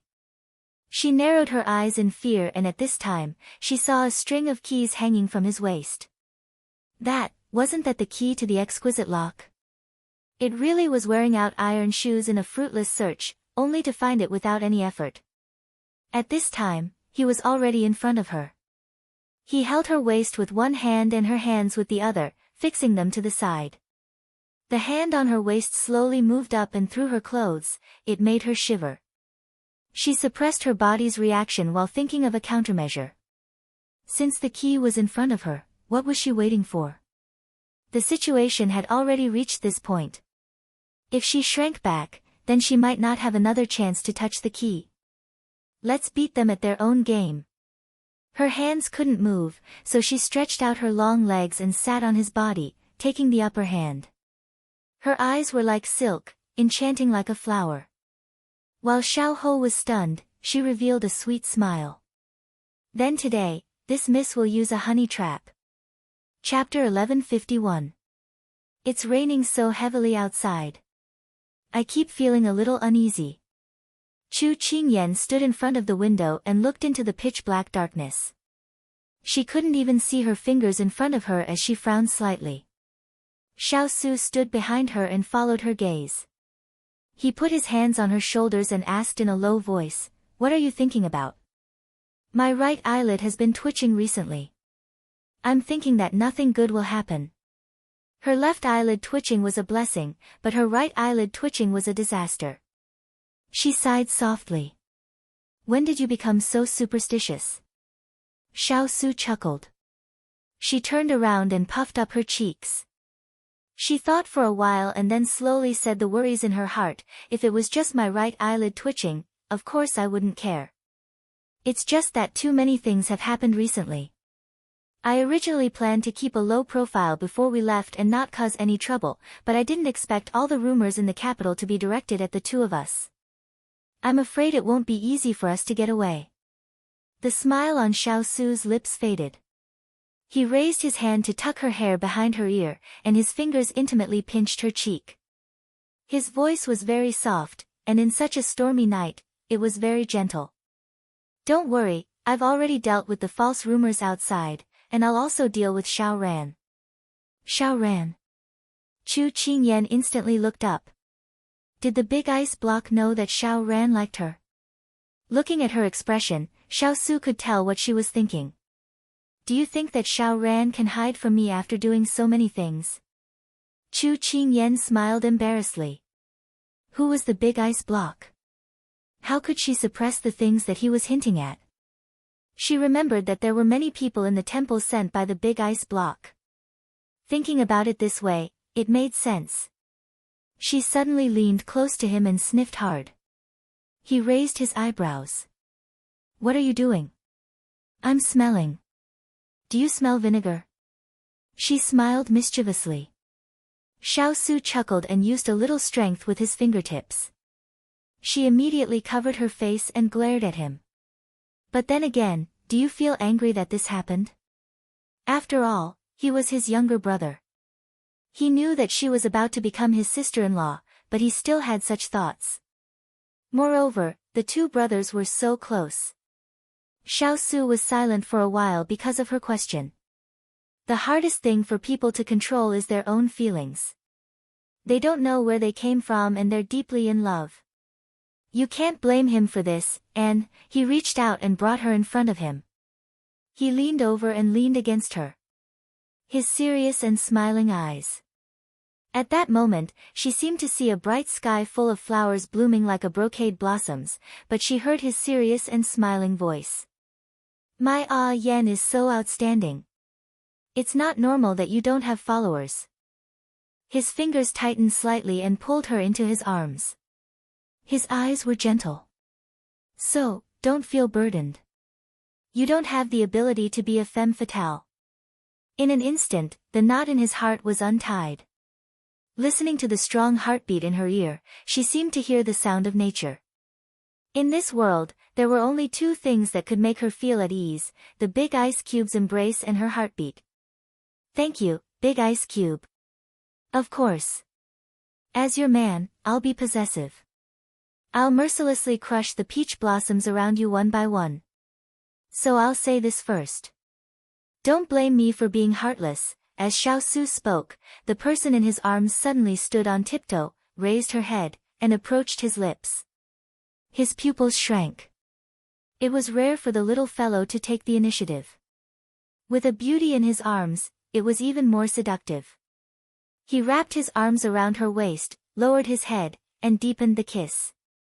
She only needed to take one step, and he would walk the rest of the way. The flickering candlelight warmly lit up the whole room. The silhouettes on the ground were like paper people stuck close to each other, but they gave off a feeling of infinite love and warmth. The night was getting darker and darker. In summer, the heavens would rain, thunder, and showers whenever they didn't like it.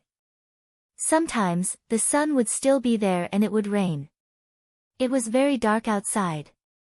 The lit lanterns were swayed by the strong wind and were quickly extinguished by the rain. The entire Prince Yi's mansion was plunged into darkness. Everyone hid in their rooms and didn't dare to come out. Xiao Ho's courtyard was rarely visited by servants. Without his order, no one went to the courtyard. Thunder exploded in the sky. The sound was so loud that it seemed to be right next to their ears. Chu Qingyan saw a flash of light in his eyes. She blinked and looked at him again with the help of the weak candlelight. He looked pained. His white skin was dyed red by the morning glow. He looked like a ripe peach, and she couldn't help but want to take a bite. But just as this thought flashed through her mind, she was shocked by herself. Why was she so infatuated? She shook her head, trying to get rid of these inappropriate thoughts. However, a pair of hands silently appeared on her waist. By the time she reacted, the person below was already looking at her with a victorious smile. Princess, I really couldn't tell. You have such a fiery temper, but your waist is actually so soft and very thin. Boom, the sound of thunder exploded in her head. She was being flirted with in broad daylight again. It didn't matter. She was a modern person and wasn't bound by etiquette like the ancient people. She wouldn't lose a piece of flesh from being touched. She placed her hands on his chest and sat on him in a very ambiguous position, but she felt a little uncomfortable. She was the one who was controlling the situation from above, but why did she feel shorter when she looked into his eyes? This feeling was really annoying. She gritted her teeth. When his hand touched where it shouldn't be, she grabbed his wrist and fixed it to the bed. She knew that with her strength, it would be easy for him to break free, so she had to be smart and not rash. Xiao Ho was very interested in her actions. His eyes revealed a sense of anticipation. She gave him a flirtatious look as her eyes sparkled. Your Highness, you can't eat hot tofu if you're impatient. Come, let this princess help you change your clothes. The girl in front of him seemed to have taken off her original pretty and lively outer clothes. From a tender little flower, she suddenly transformed into a charming flower fairy. He couldn't deny that his heart was moved. However, it was only moved. A man's heart was moved by a woman. Pang Zhijing didn't know the fluctuations in his heart. She reached out and slowly helped him take off his outer clothes. only a snow-white inner clothes was left. But she felt that this was enough. Her hand slowly moved down. At the same time, her other hand touched his face to divert his attention. Just as she touched the bunch of keys and was about to secretly take them away, she suddenly felt a force on her wrist that was neither too tight nor too loose. She raised her head and met with a pair of beautiful eyes that seemed to be smiling yet not smiling. Her face turned pale in an instant.